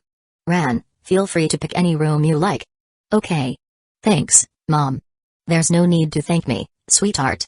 As she spoke, Kisaki Eri pulled her daughter into a comforting embrace. "Don't think too much about that boy. He has nothing to do with you anymore, and you don't need to take responsibility for him. He's not dead." Ran knew she couldn't say that out loud, though. Shinichi's situation was dangerous. She didn't object to him moving into her home, but she also didn't want his presence to put her father at risk. If he had to hide, then he had to keep hiding. Just because she knew the truth didn't mean they could stop being careful. In fact, now that she knew, she had to help keep his secret. Realizing this, Ran sighed inwardly. Her life wasn't going to be easy from now on. "I understand, Mom." She still had to go to school, but she couldn't bring herself to care today. Her childhood friend had deceived her, kept secrets from her, and held selfish thoughts toward her. Just thinking about it gave her a headache. And then, there was the diary. The diary she had received by chance. Her mind drifted to Amamiya Ren. Maybe she should talk to him. Maybe she could find out if her life was only now starting to intertwine with something bigger, now that Shinichi had moved in. After placing her belongings in her room, she listened to the sounds outside. "Ran, I'm heading to work." "Okay." Hearing the door close, she flopped onto the bed. For a long moment, she just lay there, staring at the ceiling. Then, finally, she sat up and quickly flipped through the diary in her hands. The records in the diary stretched back to the day before their visit to Tropical Land. There were even details about what had happened there. She vividly remembered the people in mascot costumes handing out balloons and flyers. One of them had been that man. The following entries even included a video, one that captured Shinichi, little by little, shrinking into a child. Even seeing it a second time, the impact was overwhelming. A drug that can turn a high school student into a child. I never imagined something like that could actually exist. As an ordinary girl, her only notable skill being karate, Ran found it hard to comprehend the existence of such a bizarre poison. And yet, "Shinichi, you're so selfish." She let out a deep sigh. If only you could be this selfish in normal situations. Now that she was alone, she couldn't help but voice her complaints. The moment she learned Shinichi's life had been in danger, she had felt an overwhelming urge to punch the bespectacled boy who had tricked her. To make him understand that she wasn't that easy to fool. Of course, that was just a thought. She knew doing something like that would be too reckless, it would expose Shinichi's identity immediately. Still, now that she had time to reflect, she realized something. Maybe Sanoko was right all along. Love really does make people blind. Had she always been blinded by her feelings? Looking at the situation now, Shinichi had orchestrated his own disappearance, working together with Aunt Yukiko and Uncle Yusaku to erase his identity, just so he could remain by her side. Would he ever be able to return to his normal life? She had no expectations of that happening. For Shinichi to go as far as to erase himself, it meant that whatever he had gotten involved in was far too big. Something was lurking behind the scenes, And it was far from simple. Even putting aside the organization targeting Shinichi, the mere existence of a drug capable of de-aging people was dangerous in itself. Ran shuddered at the thought. Even if no one were after Shinichi, just the fact that he had been turned into a child would be enough to turn him into a test subject. No matter how she looked at it. Shinichi wasn't coming back. Honestly. Why do you always rush straight into danger? Ran sighed in frustration. If Shinichi had just minded his own business, maybe he wouldn't have gotten hit that night. Maybe he wouldn't have been poisoned. Shaking her head, she turned her attention to something else. Oh, right. There's still the lottery. A massive virtual roulette wheel appeared in front of her. Ran, intrigued, reached out and placed her hand on it. The wheel spun rapidly before slowing down. Eventually, it stopped, and the indicator pointed to a section. How heavy are the dumbbells you lift?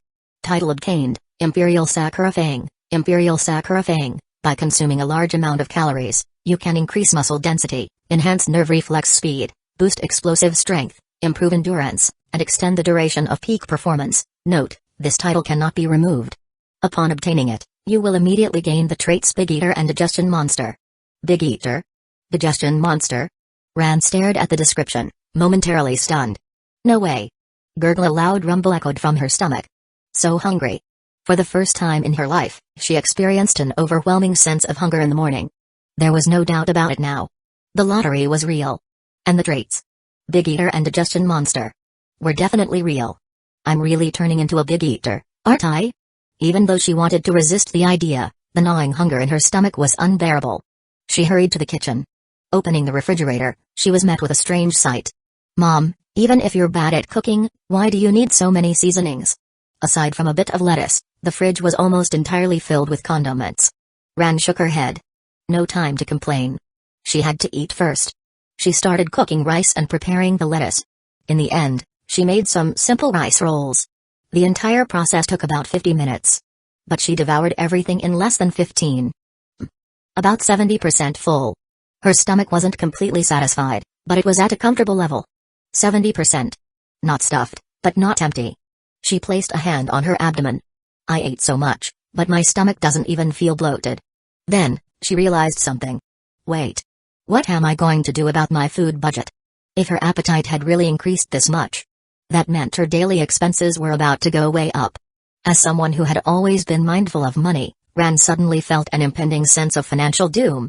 Her pocket money might not be enough to keep up. Chapter 41, The opportunity to make a fortune has arrived. The sudden increase in her food expenses was a serious problem for Ran. After all, having lived frugally for more than a decade, she had developed strong habits of thrift and budgeting. But her stomach didn't care about financial concerns. When hunger struck, it showed no mercy. So, she needed to consider whether she should start working on weekends. She preferred earning her own money rather than relying on others to cover her meals. Coincidentally, there was someone else dealing with a similar problem, someone who also worked weekends. Money is always an issue. After finishing another day of school and returning home, Ren sat down, lost in thought. For some reason, it felt like misfortune followed him when it came to finances. Even in his previous life, money had never stayed in his hands for long. Even though he lived in one of the cheapest apartment complexes, one known for being an accident property, he still struggled to save money because of his food expenses. Still, Ren refused to cut back too much when it came to food. He wasn't about to go to the extremes some influencers did, those who pushed themselves to their absolute limits just to save a few yen. So, he needed to find a new source of income. Maybe I should do a divination. See if there's an easy way to make money. Now that he had abilities beyond an ordinary person, he could explore options other than part-time jobs. The conditions of his apartment weren't great, but aside from its history of incidents, there weren't any actual problems. But beyond living expenses, he wanted to improve the quality of his food. And ideally, he'd like the freedom to stay at home, doing nothing, just like a lazy hermit. So, with some free time on his hands, he decided to try a divination to predict his financial fortune. He pulled out a deck of tarot cards he had bought before heading home. After shuffling, he drew 3 cards. Ace of Wands, upright, Judgment, upright, the World, upright. Now that's some good news. All 3 cards signified wealth and a major financial opportunity. He focused, trying to divine more details. A vision formed in his mind. At dusk, along a river bank, an abandoned building stood alone by the water's edge. An abandoned building? Feels like someone deliberately hid something there. Yeah, this isn't an illusion. Someone definitely stashed something there. This might have been an unusual occurrence in other cities, but in a place like Bika, it wasn't rare at all. A thief could have hidden stolen goods there. Ren thought for a moment before doing another reading. He focused on the origins of this hidden treasure. The moon, upright, the sun, reversed, judgment, reversed. So it really is dirty money. A betrayal among thieves. After pulling off a robbery, one of them turned on his partner, trying to take all the spoils for himself. The answer was clear. He then did another reading, this time about the one who betrayed his partner and hid the goods. 8 of Wands, 7 of Swords, the world, reversed. Greed never leads to a good end. He got caught and sent to the police station. So, the police are looking for this too? If the traitor had been arrested, then the stolen goods might already be under investigation. But since his divination led him straight to the stash, it meant the police hadn't found it yet. And if they hadn't found it, well, that just means I can take it for myself. As long as he didn't expose the stolen goods too carelessly, there wouldn't be any major problems. Of course, selling stolen items required caution. Pawn shops and money exchangers were often under surveillance. Still, despite the risks, he wasn't about to give up on the idea of pocketing the cash. He wasn't sure exactly how much was hidden there, but considering the situation, a planned robbery, followed by betrayal, there had to be at least 10 million yen stashed away. Guess I'll go check it out tomorrow. Since he had already determined the location, all that was left was to confirm how much was actually there. He'd have to be careful not to be seen. Storage wasn't an issue. With Sefirah Castle, he could open a door at any time and simply toss whatever he found inside. Now, it was time for today's diary entry. The newly transferred Shinomiya and Hayasaka have, as expected, become instant celebrities in class. Not surprising at all, they were VIP members of the student council at Shuchin Academy, after all, but what really caught my attention was the fact that Ran took the day off today. This is actually more concerning to me than Shinomiya and Hayasaka, who have already revealed their cards to me. This might be a major turning point in the story. If so, it's also the key to figuring out whether Ran Mori has the diary. Oh, there's one more thing on my mind, the date. Yesterday, Suzuki Sanoko came to class looking for Shinomiya. She must have been suspicious about Shinomiya's sudden transfer and wanted to investigate, but instead, she ran into me at the door. Years of physical labor have strengthened my body, and girls don't weigh much to begin with. So when she crashed into me at full speed, I didn't even stumble, but when I helped her up, she seemed to take an interest in me. First, she insisted on getting to know me, exchanged contact information, and then invited me on a date this weekend. Also, isn't Suzuki Sanoko a notorious face con? Does she actually think I'm good-looking? This was something Ren genuinely didn't understand. He had never put much thought into his appearance. He figured he wasn't bad-looking, but he wasn't exactly a model, either. Meanwhile, Kaguya was also reading today's diary entry. When she got to Ren's self-doubt about his looks, she paused, then turned to Hayasaka. Hayasaka, do you think Amamiya is attractive? Yes. Hayasaka answered without hesitation. The thick-rimmed glasses he wears are plain, almost entirely meant to hide his face. The messy curls in his hair are also deliberate, meant to cover him up. This all points to low self-esteem. It aligns with what we found in our investigation of his past. If he changed his style even slightly, people's impressions of him would shift dramatically. I see. Kaguya glanced back at the diary. Amamiya seems to have caught Suzuki Sanoko's attention. He is wondering why she took an interest in him. Classic case of not having a clear perception of oneself. Another sign of low self-esteem. Hayasaka's analysis was blunt and to the point. But this new information about Suzuki Sanoko was intriguing. Most people hadn't noticed anything unusual, yet Sanoko had picked up on something right away. So, Miss Kaguya, do you think Suzuki Sanoko might also be a diary holder? Chapter 42, Thoughts on Establishing a Club. No. There was room for speculation about others, but Suzuki Sanoko was definitely not a diary holder. Kaguya was certain of this because she understood Sanoko's personality very well. That woman may seem straightforward on the surface, but behind the scenes, she's as cunning as Fujiwara. The fact that she approached me so openly proves that she doesn't have the diary. If she did, she wouldn't have come to me first, she would have gone straight to Amamiya. If Sanoko were a diary holder, she would have already known why Kaguya had transferred to Titan High School. She would also have known the reason behind it. But precisely because she wasn't a diary holder, she had found Kaguya's sudden transfer suspicious. But I didn't expect her to end up inviting Amamiya out. Miss Kaguya, with Suzuki Sanoko's personality, that's hardly surprising, Hayasaka pointed out from the side. Sanoko was well known for being obsessed with good-looking people. And as the confirmed heir of the Suzuki Zaibatsu, anyone from the upper class would rarely refuse her invitations. However, Sanoko wasn't interested in the so-called elite handsome men. She had a peculiar habit: if someone was from the same social circle, she wouldn't bother. But if she happened to meet a handsome stranger by chance, she would act extremely proactive. It was as if she was drawn in purely by appearance. So, it was simply coincidence that Sanoko had set her sights on Amamiya. At the very least, if Kaguya hadn't transferred to Titan High, Amamiya Ren and Sanoko would never have crossed paths. Or, does Miss Kaguya plan to ask Amamiya to team up with her this weekend? I do have that in mind.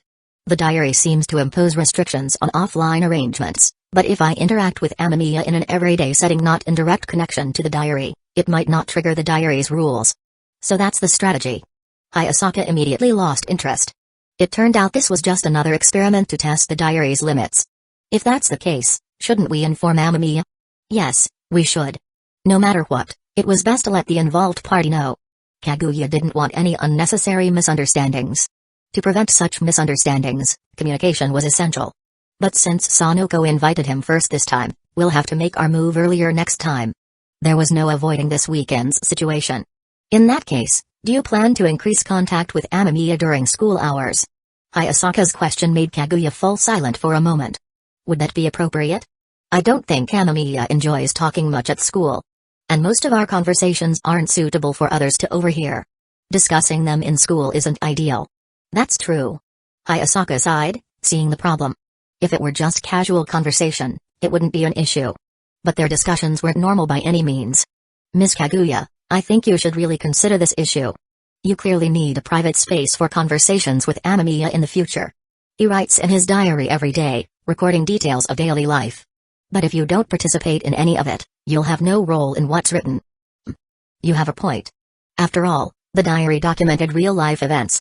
Amamiya was bound to record some interesting aspects of daily life, and if there was nothing engaging, the rewards from the diary would decrease. Kaguya considered this carefully. Hayasaka's suggestion wasn't meaningless. In fact, it was crucial. At school, she needed to establish a regular space for conversations with Amamiya. Miss Kaguya, I also found out something interesting. In the past, Kudo Shinichi often received permission to skip school because he assisted the police in investigations. If I intervene a little, you might also be able to get more approved absences in the future. Approved absences? Yes. Right now, you need a proper setting to talk with Amamiya, and sometimes you'll need to skip class with him. But what if Amamiya falls behind in schoolwork? Wouldn't that be a good thing? Then you could tutor him, giving you even more time together. That's actually a good idea. Kaguya pondered the idea carefully. A designated space for communication at school. Occasionally being excused from class. And if necessary, helping Amamiya keep up with his studies. Wait, isn't this basically the same setup I had at Shuchin? She realized that these conditions completely matched her role as vice president of the student council at Shuchin Academy. Back there, she had quite a bit of freedom outside of class. And whether classes were even necessary. Well, that was another discussion entirely. Kaguya-sama, it's actually a bit different. How so? In Shuchin, you had to run for student council president. But at Titan, all you need to do is form a club with a limited number of members. Joining the student council comes with a lot of responsibilities. That workload would reduce the time you can spend with Amamiya. But if you start your own club, you won't have that issue. At the very least, you can use the club as an official excuse for your activities. Clubs are an ideal space for private discussions. You think I should set one up now? I'd recommend it. I have a feeling Miss Sanzanin will be transferring here soon. That's actually quite likely. Thinking about it, Kaguya realized there was a high probability that Sanzanin Nagi would transfer in soon. The diary's rules had already been thoroughly tested. They had confirmed that loopholes were difficult, if not impossible, to exploit. If they wanted rewards, they would have to follow the diary's guidelines. Otherwise, they would get nothing. Even the accumulation feature in the diary's lottery system seemed to exist specifically for those who read the diary but hesitated to take action. Chapter 43, Gold Coins on the Ceiling. The next day after school, Ren didn't head straight home. Instead, he made his way toward the river near Tokyo Tower. After checking the map and confirming the general area, he began searching for the specific abandoned building by the riverside. There are a lot of abandoned buildings here. The area was practically a graveyard for old, deserted structures. He wasn't sure what this place had been used for in the past, but now it was little more than a forgotten wasteland. After about 10 minutes of searching, he stopped in front of one particular building. Looks like this is the one. He surveyed the surroundings. This building stood alone by the riverbank. There were no residential homes or shops nearby. It was completely isolated. No villages, no convenience stores. This had to be the place. With no nearby residents, the chances of anyone stumbling upon the hidden stash were slim. Unless the local government suddenly decided to redevelop the area, these abandoned buildings would likely remain undisturbed. That thief really knew how to pick a hiding spot. But that just makes things easier for me. A place this secluded wouldn't be easy for the police to search. Unless they already had a lead, narrowing down which abandoned building to investigate would be incredibly difficult. Ren approached the building. The main entrance was locked, but the emergency staircase was still accessible. Glancing at the entrance, he noted the piled-up cardboard boxes and the thick layer of dust covering the ground. Not here. He climbed the emergency stairs, making his way to the top floor. Reaching into his school bag, he pulled out a pair of gloves before gripping the doorknob. Click. The rusted door creaked open. Looks like I found it. The rooftop was completely deserted. Activating his spiritual vision, he confirmed there were no lingering spirits. No lost souls wandering this place. However, something else caught his attention. He looked up. 4 large, thick bags hung from the ceiling, deliberately hidden. Ren raised a hand, and the mist surrounding him transformed into several tendrils, stretching out and effortlessly pulling the bags down. Stepping closer, he unfastened one of the bags. Inside, stacks of golden coins gleamed under the setting sun. His glasses reflected their warm, golden glow. Jackpot. I don't know who hid these here, but since they were abandoned, they don't belong to anyone anymore. That makes them mine now. Finding a way to justify taking the treasure for himself, he felt no guilt whatsoever. Without hesitation, he stored all 4 bags of gold coins inside Sefirah Castle. Selling them could be dealt with later.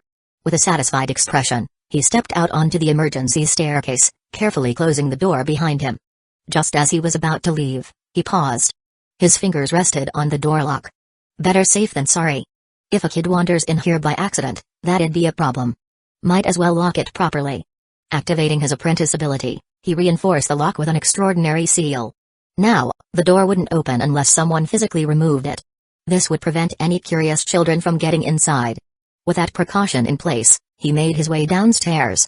By the time he reached the bottom, the evening sun had begun to set, and the streetlights were flickering on. But instead of bringing a sense of security, the dim glow only made the abandoned district feel even more eerie. Silence filled the area. No footsteps, no signs of life. It was the kind of place that gave people chills. Yeah, I can see why no one comes here. Even homeless people would probably get creeped out. It was clear that even those who had nowhere else to go would rather sleep on the streets than settle in a place as unsettling as this. Shaking off the eerie atmosphere, he adjusted his bag and started heading home. Nothing eventful happened on the way back. No one knew about the treasure he had taken. And as for the eerie abandoned buildings? Well, if anyone should be afraid, it wasn't people, it was the ghosts. With his abilities, he could easily deal with any lingering spirits. His mind, however, remained focused on the gold coins. By the time he arrived home, a strange intuition urged him to turn on the television. A breaking news report was being broadcast. The leader of an infamous Italian robbery gang has been arrested, but the 15,000 stolen maple leaf gold coins remain missing. Ah! Ren reached into Sefirah Castle and pulled out one of the gold coins. So this is where they came from. No wonder it felt familiar. His memories of Conan's later cases were vague, but he still remembered the earlier ones vividly. And this was one of them. The very first case involving the detective boys. He examined the gold coin in his hand. And I just completely locked the door to the stash. The ability I use to seal the door prevents normal people from opening it. Unless they tear the whole thing down, no one's getting in. A bunch of kids definitely won't be able to break through. So technically, did I just save the detective boys? The thought crossed his mind, but he wasn't sure if that counted. Even if it didn't really matter. As long as the emergency door remained sealed, no one, kids included, would be able to get inside. That also meant the robbers wouldn't come after them. Well, problem solved. Still, it was something worth writing about in his diary. Something interesting happened today. I found a stash of treasure hidden by an incredibly stupid robber near Tokyo Tower. Ah, nothing beats the sight of gold coins gleaming under the sunset. Gold really is a beautiful thing, especially for someone like me, who's constantly struggling with money. I may not be a thief, but if some idiot hides stolen loot and never comes back for it, I have no problem taking it. For example, a certain group of dumb Italian robbers who left their gold coins like buried treasure, but because of them, I accidentally ended up interfering with the very first case of the detective boys, a group of elementary schoolers, led by Kudo Shinichi, who is also now an elementary schooler, To be honest, they were actually scared in the early cases. But the longer time went on, the less they feared for their lives, and, honestly, the more annoying they became. Still, this time, they were about to stumble into the treasure by accident. I guess, in a way, I prevented them from facing their first real danger. Chapter 44, The Third Path, Error, Lord of Mysteries, Obtained Sequence 9 Potion, Marauder, not bad. My diary rewards are still only giving me Sequence 9 potions. But with this Marauder potion, I've now completed the 3 foundational paths of the Lord of Mysteries. The road to the Lord of Mysteries had been laid before him. Now, all he had to do was keep walking down that path. Ren wasn't particularly surprised.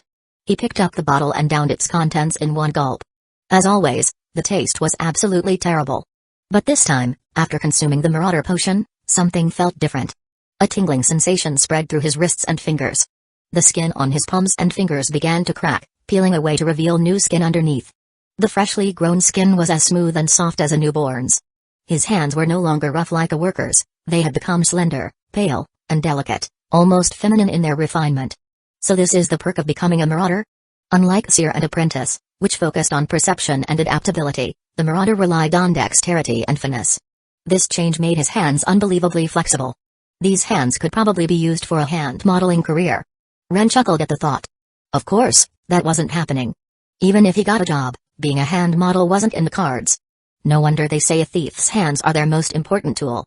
That wasn't just a figure of speech. Now that he had first-hand experience, he understood why master thieves were said to have such refined hands. Beyond the physical transformation, he also gained a new sense of judgment. He picked up the maple leaf gold coin he had acquired earlier. Aside from its natural golden shine, a faint blue glow now surrounded it. It was as if his vision had been enhanced to highlight valuable objects. This is pretty useful.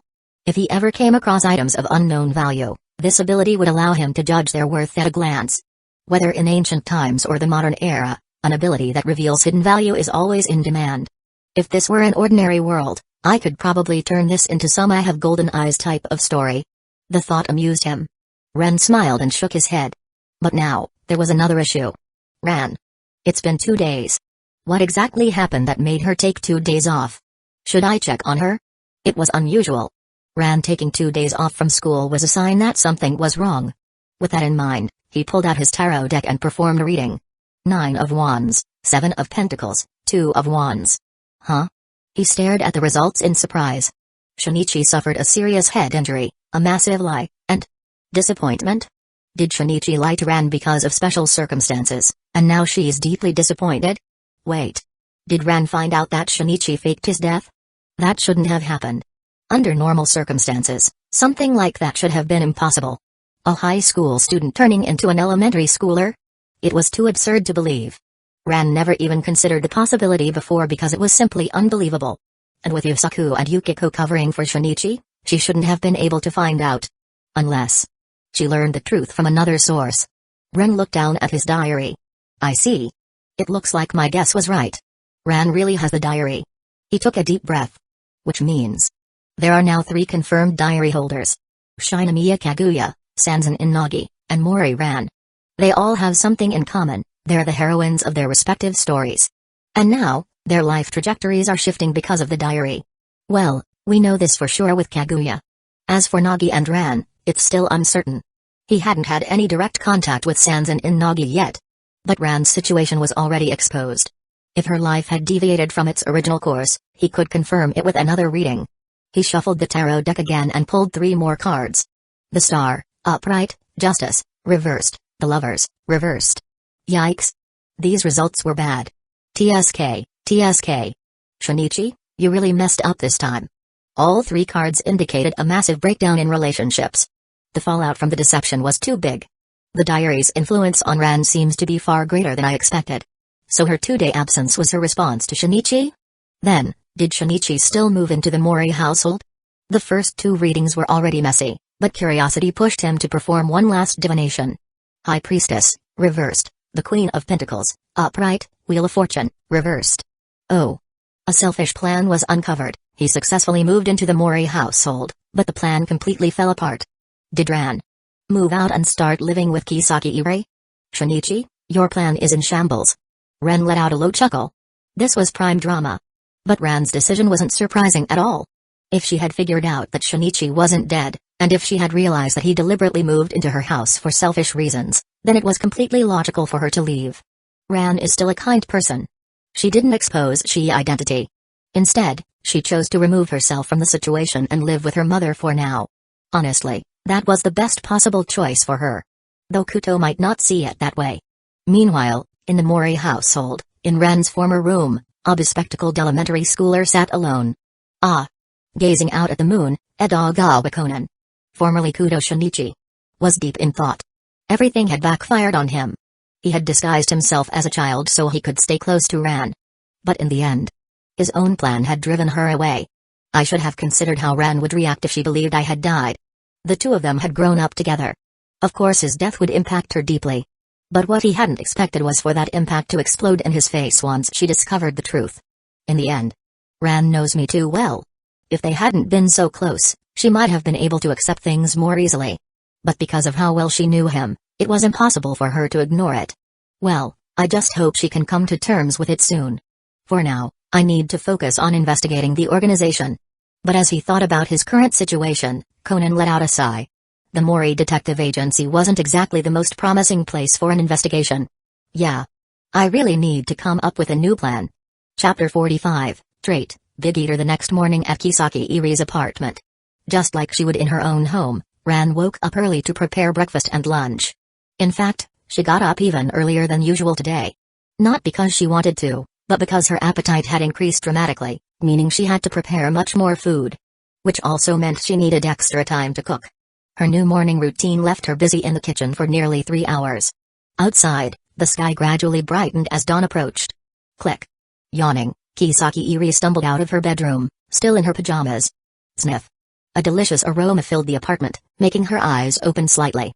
She followed the scent to the kitchen. There, she saw her daughter, dressed in pajamas and an apron, hard at work. Just as she was about to greet her, her gaze fell on the dining table. She froze. That's a lot of food. The table was already packed with neatly prepared meals. Iri recognized her own lunchbox. But next to it was another lunchbox. 4 times its size. Frowning, she stepped closer to compare. This is 4 times bigger than mine. This is at least 2 or 3 times more than what an adult man would eat. She opened the oversized box, revealing a bottom layer of white rice.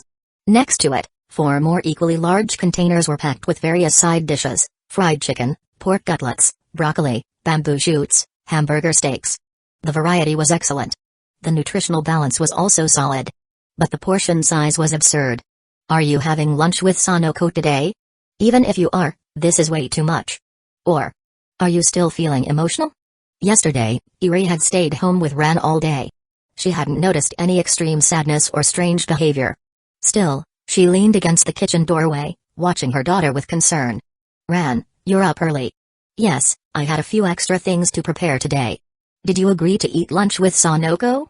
No. That single word completely shattered Iri's assumption. I didn't make any plans with Sanoko. Then. You made all of this for yourself? Yes. It's for me. Iri nearly collapsed on the spot. She glanced back at the massive amount of food on the table. This was far more than Ran's usual intake, it was almost enough for several full-grown men. Is this stress eating? Her breath hitched slightly. She carefully approached her daughter, paying close attention to her mood. Ran, you can't eat this much all by yourself. Talk to me. Is this about that child? Hearing her mother's concern, Ran sighed internally. She was completely off the mark. Why would I do this because of Shinichi? He's not even dead. I'm eating this much because of the title I got from the diary lottery. Big eater and digestion monster. If I don't eat enough, my stomach will protest. But she couldn't tell her mother that. If she did, Iri would probably think she was having hallucinations from grief. She might even drag her to see a psychiatrist. To avoid that fate, she had to come up with an excuse. That's not it, Mom. It's just that karate club practice has gotten way more intense recently. A few times, I was so hungry after training that I could barely stand. So, I decided to prepare a little extra. Really? Of course. I'm still growing, so it's fine if I eat more. If anything, I used to eat too little. Ran paused for a moment, then added, besides, it's Dad's fault. Your father? Iri blinked, momentarily thrown off. Sorry, Dad. I have to use you as an excuse to keep Mom from sending me to therapy. Iri frowned, thinking it over. That unreliable man. Don't tell me he spent all your food money on alcohol again? As ridiculous as it sounded, she could actually picture Kogoro doing something like that. She looked back at the ridiculous amount of food Ran had prepared, then considered the karate club at her school. With such intense physical training, if her daily calorie intake had been too low, it made sense that she would be starving afterward. Thinking about it logically, Iri realized this wasn't necessarily a psychological issue. She had been closely observing Ran's mood since yesterday. Her emotional state didn't seem as unstable as she had feared. I'll keep an eye on it for now. She made up her mind. And then, she clicked her tongue. That damn Kogoro. He barely makes enough money, and now he's cutting back on food expenses too? I need to have a serious talk with him. She sighed. Ran, are you done preparing everything? Yes, it's all ready. Then let's eat. The mother and daughter sat across from each other and started breakfast. Iri took one bite. And then just stared. Because in front of her, Ran quickly devoured a meal that could have fed 3 full-grown men. Bolognese pasta, fried chicken nuggets, vegetable salad, and 3 bowls of rice. This. Did Ran always eat this much? Iri hadn't even touched her food. Just watching her daughter's eating habits made her feel full. Ran's table manners were still polite, but where was she putting all this food? Iri tilted her head, glancing at her daughter's stomach. Flat. No sign of bloating. Exactly the same as before she started eating. So this isn't forced? And it's not psychological? Iri rubbed her temples, feeling a headache coming on. This wasn't just a growth spurt. If Kogoro had to pay for this level of food intake, he'd go bankrupt instantly. After a few minutes, Ran casually wiped her mouth with a napkin. Mom, aren't you going to eat? I'll eat later. Ran, you really don't feel sick after eating all that? Nope. Ran patted her stomach. No discomfort at all. It was perfectly within her body's tolerance. Still, seeing her mother's bewildered expression, she knew her eating habits had definitely shocked her. She couldn't explain it, though. She had no choice but to leave before her mother started asking more questions. Well then, Mom, I'm heading to school. Chapter 46, I also have good friends Amamiya Ran. A boy I don't know very well. Sitting in her classroom, Ran pondered over the information she had gathered. She didn't know much about him. But according to the diary, it seemed like Sanoko had taken an interest in him. That meant she could ask her. Just like how Sanoko always gossiped about people at school, Ran figured she could approach this casually, as if she were simply curious. With that in mind, as soon as class ended, Ran went straight to Sanoko. Sanoko, are you going on a date with a boy tomorrow? Sanoko looked at Ran, her face full of surprise. Ran, what's up with you today? Since when are you interested in my dates? You usually don't care much about these things. Did you hear someone talking about it? Sanoko thought back to the moment she had invited Amamiya. There had been quite a few students around at the time. She had been so focused on his presence that she hadn't paid attention to whether others had noticed. After all, it wasn't every day that she spotted a hidden gem like him. Ran, why are you suddenly curious? I heard some people say that the guy you're seeing isn't very handsome. Who said that? That sentence hit Sanoko like a dagger to the heart. That's an insult to my instincts as Suzuki Sanoko. You think I can't tell if a guy is handsome or not? She immediately recalled Ren's usual appearance. Unkempt curls, thick-rimmed glasses, and a deliberately ordinary demeanor. No wonder people underestimated him. Sanoko clicked her tongue in annoyance. Those blind fools. Only she, Suzuki Sanoko, had seen the truth. With a mixture of smugness and excitement, her voice lowered slightly as she spoke. Listen, Amamiya isn't just not bad-looking. He's easily on par with that show-off, Shinichi. That high of an evaluation? Ran was surprised. Sanoko had once said, Shinichi's good looks are the only thing saving his personality. That was the highest praise she had ever heard Sanoko give Shinichi. Of course. Ran, you don't get it. Amamiya looks average on purpose. He hides his face. Half of his face is covered by those plain, thick glasses. Then there's his curly bangs, they block part of his features. But if you see his full face, he's a total knockout. Sanoko was completely confident in her judgment, betting on the flawless track record of her handsome guy radar. Plus, there was another bonus detail she had discovered.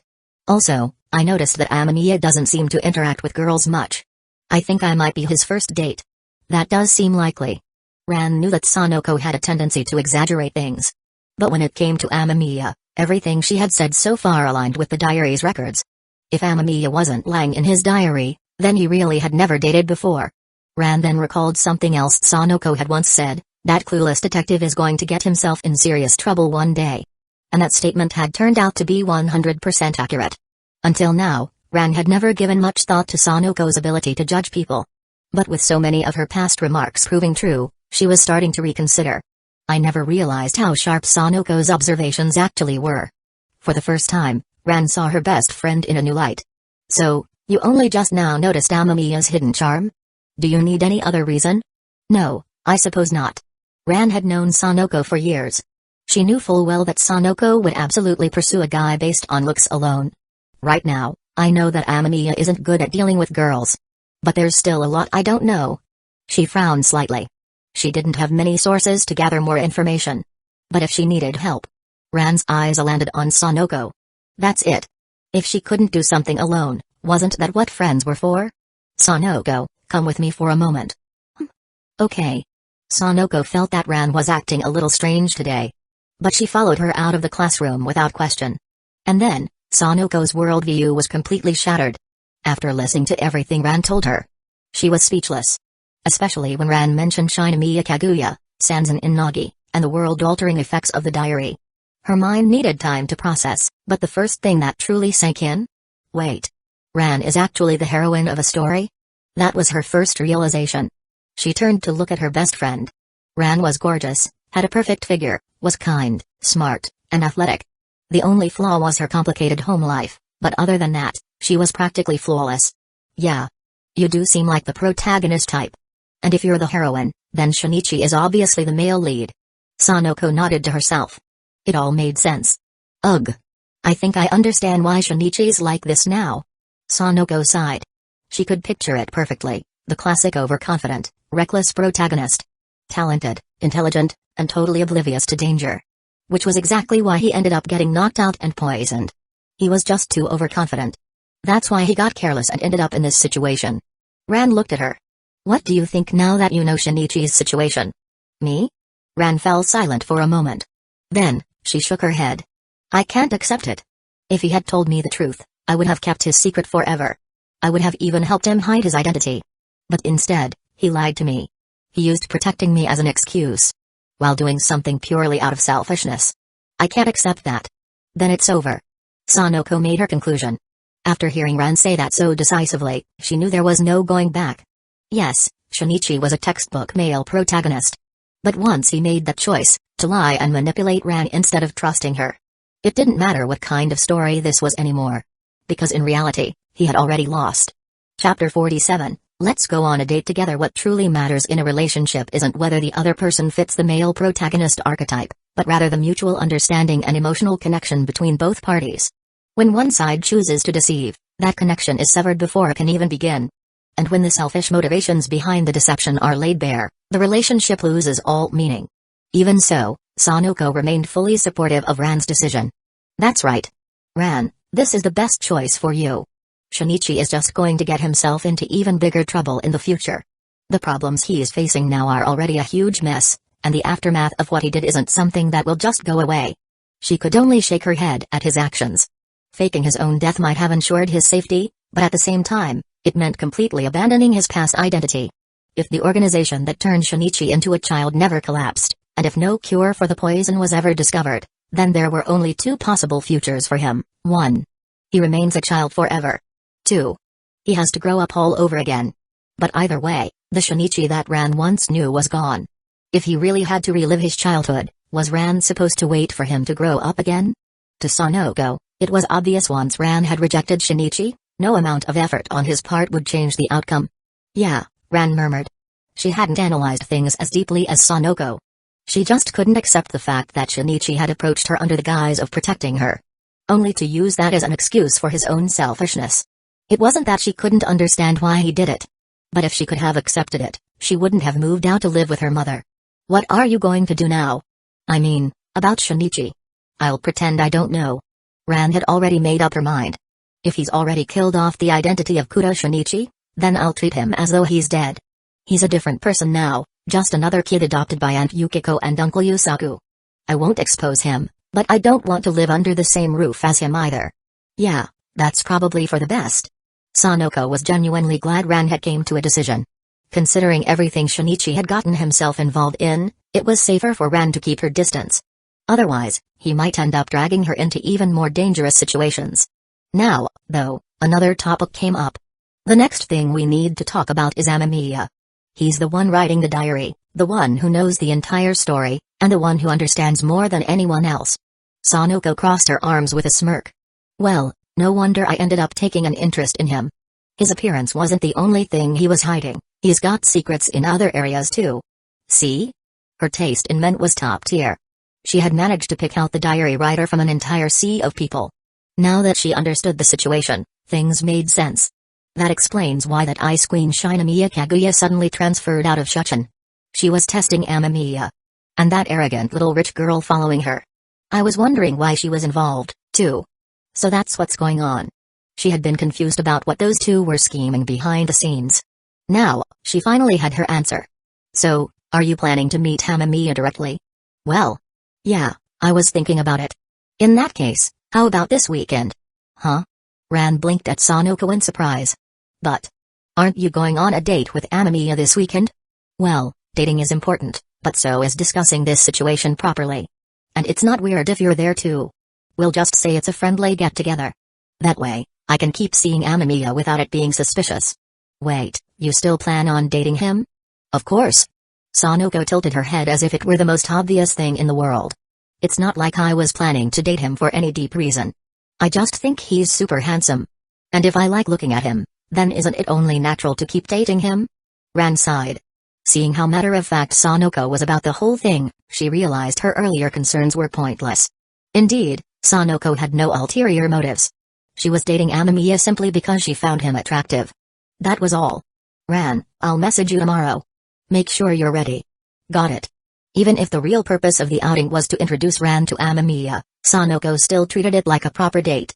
Which meant proper preparation was necessary. So, early the next morning, Suzuki Sanoko was already getting ready. She picked out a stylish outfit, applied light makeup, and made sure everything was in place. Once she was satisfied, she headed out to meet Ran. Their meeting spot? In front of Ran's apartment. Arriving by car, Sanoko stepped out and spotted Ran waiting for her. Uncle Ryo, pick me up later tonight. Understood, miss. After giving her driver instructions, Sanoko walked toward Ran. Ran. She waved, then took a moment to really look at her best friend. Oh. You changed your look today. I feel like if we stand next to each other, you're going to steal my spotlight as the main heroine. That's not true. Ran laughed, feeling a little embarrassed by the exaggerated compliment. I'm not joking. Sanoko shook her head. Today, you look even more beautiful than yesterday. And there's something different about you. Sanoko had always been attentive to Ran's changes. This time, it wasn't just her outfit. It was something deeper, a subtle shift in her entire presence. A change that came from within. Chapter 48, Not Good at Taking the Initiative. Ding dong. The door opened within a minute of the doorbell ringing.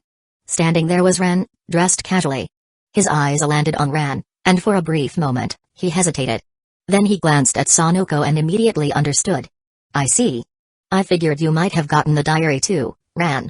I thought you'd find a time after school to talk to me, like Shinomiya and the others did. I didn't expect you to come on the weekend. And bring Suzuki along. I'm very sorry, Amamiya. Standing outside the door, Ran bowed deeply in apology. I wasn't sure how to approach you alone, so I asked Sanoko to come with me. You don't need to apologize for that. Ran waved it off. Honestly, I was already feeling a bit awkward about being dragged into a sudden date with Suzuki. If anything, this actually works out better. I don't think there'll be as many awkward silences now. He was nothing if not pragmatic, and just knowing the atmosphere wouldn't be tense was already a relief. Come inside first. There are some things we shouldn't be discussing out here. Thank you. Ran felt a little lighter after hearing that. But just as she stepped forward, Sanoko grabbed Amamiya's wrist. Hold it right there, Amamiya.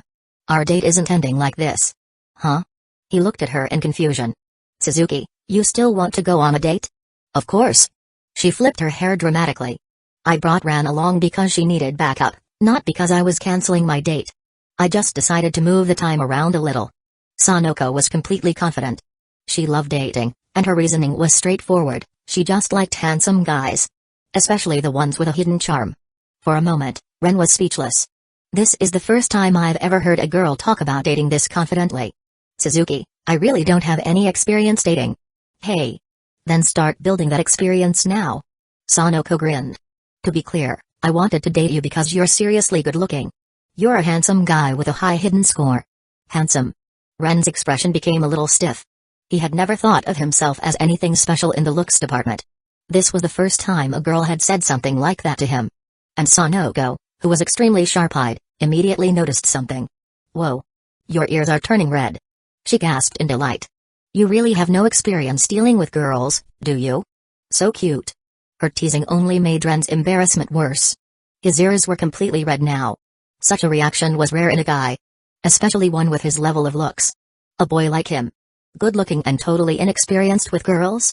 If left alone, he'd definitely get snatched up by some random girl with bad intentions. Ren couldn't handle this. He had no idea how to respond. Or rather, he wasn't used to dealing with girls who were this forward. Just come inside first. Breaking free from Sanoko's grasp, he quickly fled inside. Sanoko, still standing at the entrance, smiled even brighter. Such an adorable reaction. Doesn't seem like he's been influenced by any bad women outside. A boy this cute and this handsome should be left to me. So you're the bad woman outside, huh? Ran couldn't help but comment. She had overheard Sanoko's mumbling clearly. To be honest, she really didn't want to hear Sanoko's flirty rambling. But she had to admit. Ren's reaction was kind of surprising. He really has no experience at all, huh? If that was the case, she had to agree with Sanoko. Ren's reaction was adorable. He had no clue how to respond to a girl who was actually flirting with him. Or maybe he just wasn't used to dealing with someone as direct as Sanoko. The two of them stepped inside, slipping on a pair of indoor slippers from the entrance. The air conditioning kept the room cool, making it a comfortable temperature. Once inside, they took off their coats. Ren, who had regained his composure, walked over with 2 glasses of water. Thanks. Both girls took a glass and sat down. You came today to talk about the diary, right? Yes. At the mention of the diary, both Ren and Sanoko turned serious. It was their main reason for coming, and there were a lot of questions they needed to clear up. To be honest, I don't know that much about the diary either. It appeared a year ago, but at the time, I was more worried about how it might affect my life. So I didn't start using it right away. I only started properly recording my daily life recently. He leaned back slightly. Also, the diary has rules. But it doesn't tell you what they are, you have to figure them out on your own. Of course, the diary also gives certain benefits. Ran, you should have noticed that by now. Yeah. Ran nodded. The title she received, Imperial Sakura Fang, had already made a huge difference. Her appetite had increased massively, and her digestive abilities had strengthened to match. Now, she could eat as much as she wanted without any negative effects. As for the promised boosts to her strength, endurance, and explosive power, those would take longer to manifest. From what she had gathered, her body needed time to absorb all the extra energy she was consuming. This wasn't something that could happen overnight. The way the diary works, you have to be mindful of its rules. If you try to force things offline, it won't reward you. In fact, the diary might punish you instead. So if you want to get more benefits, you have to understand its rules. Then, that means you can't exploit loopholes. Exactly. If you try to game the system, you'll get nothing. Chapter 49, Irene Adler. Our cooperation can only have negative consequences for the diary. This is the highest restriction placed on the diary holder, meant to prevent the diary's writer from being exploited as a tool.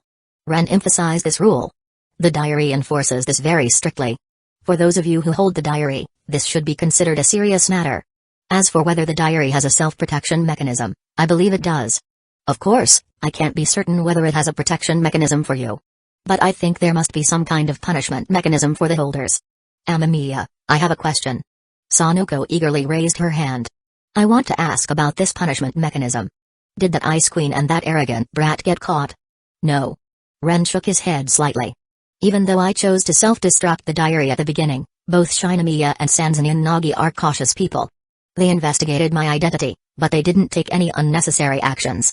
At noon in Tropical Land, I reminded them that the diary also has a lottery function. I originally thought someone would try to target me because of it. But surprisingly, none of them made a move. I think that's to be expected. Sanoko understood why the Ice Queen and Tsundere girl had chosen to stay put. Given how bizarre this situation was, encountering someone like Amamiya, who had been reborn and now carried a diary of unknown origin, was already unusual enough. If they had acted rashly, that would have been strange. That ice-cold girl, Shinomiya, isn't stupid. She was raised with a self-centered mindset from the beginning. She never does anything without absolute certainty. Amamiya, Since you willingly told her about the diary, there's no way she would act recklessly. And that arrogant brat is more rational than most people. She wouldn't take unnecessary risks just for some immediate gains. Besides, that so-called arrogant brat isn't actually a bad person. She just has a bit of a prideful streak. While the Ice Queen acted like an egoist, that was only a front. The Shinomiya family had never considered Shinomiya Kaguya as a true heir. She was merely a princess raised under the family's influence. If she hadn't pretended to be cold and calculating, she would have ended up as nothing more than a puppet under the control of the family's former heir. As for the Tsuntir Sanzan in Nagi, deep down, she was just a spoiled little girl. Even though she was the only granddaughter of Mikoto Sanzanin, she had never abused her status for anything outrageous. The most extreme thing she had ever done was helping Shinomiya out a few days ago. Sanoko was very familiar with their personalities. So, she was certain that even if Amamiya accidentally exposed some flaws, those two wouldn't actually do anything to harm him. But, Amamiya, you have a point. If the diary is as magical as you and Ran describe, where simply writing in it or reading it brings benefits, then it definitely must have a protection mechanism for its owner and a punishment mechanism for its holders. Sanoko was convinced that both systems existed. The holder of the diary would never have a higher priority than its rightful owner. To prevent the owner from being manipulated by the holder, there had to be severe protections and penalties in place. I think so too. Ren also believed in the diary's protection mechanism. His assumption carried an element of risk, but he had gambled on the fact that the diary would protect him. Fortunately, he had bet correctly. There was no need to test the diary's protection system firsthand. Mori, now that you know Shinichi's identity, does that mean you're willing to accept him? No. Ran shook her head slightly. It's hard for me to accept him after realizing how much Shinichi has lied to me. And I don't believe he was hiding everything just to protect me. He had his own selfish reasons too. But I don't want to dwell on his selfishness too much. Even though she understood it clearly, she wasn't in the mood to elaborate. But she wouldn't badmouth Shinichi behind his back either. Amamiya, I want to ask about the rest of the story. Mori, I need to clarify something first. No matter how fascinating the story is, it's been 16 years since I last experienced it, so I can't remember every detail perfectly. I can only give you a general idea. Of course, if something left a deep impression on me, I might remember it more clearly. I understand. In that case, tell me. What do you want to know? After making sure his disclaimer was clear, Ren waited to hear her questions. I want to know about the major events that happened to Shinichi in the original story. And whether my parents reconciled in the end. For a moment, Ren was stunned. Then, he lowered his head and smiled. Mori, you really are someone who always puts others first. Maybe that's why you ended up playing such an important role in the story. The story begins when Shinichi is transformed into a child and moves into your home. From then on, he takes on the name Edagawa Konan, which indirectly leads to your father, Kogoro, gaining more recognition. In the course of the story, Shinichi encounters countless troubles. Some of which he stirs up himself, and some that inevitably find him. As for the most important person Shinichi encounters later, that would be Mano-shio. She shares the same fate as him. Taking the same poison and turning into a child. And she's also the one responsible for developing that poison. If you don't want to get too deep into the details, you can think of her as the woman Sherlock Holmes admired most, Irene Adler. So, if she's the one who shares the same fate as Shinichi, does that mean she's also his destined partner? As soon as the name Irene Adler was mentioned, Ran understood immediately. Irene Adler was the one woman Sherlock Holmes ever admired.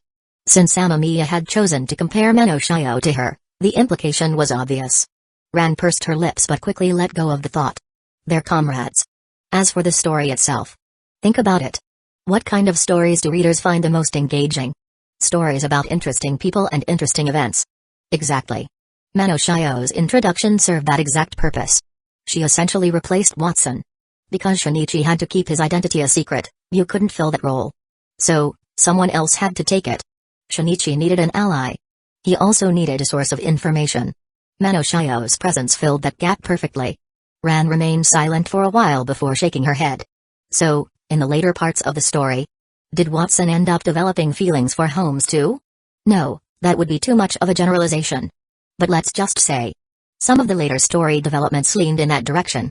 Chapter 50, It's enough. In the later parts of the famous detective story, things took on a bit of a factional struggle.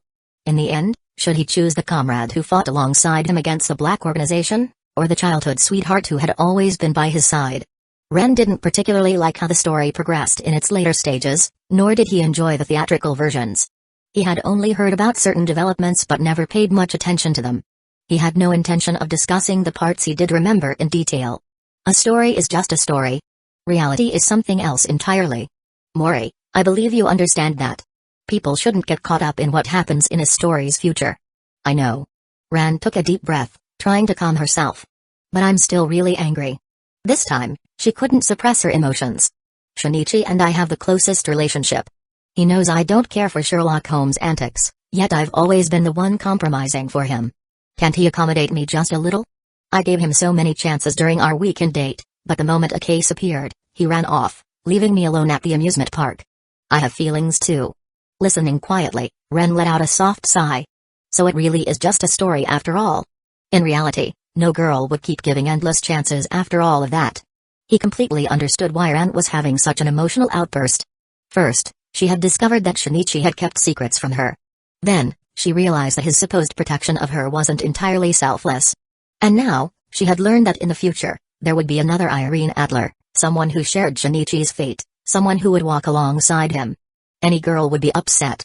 And Ren was not the kind of person who could just accept that without feeling anything.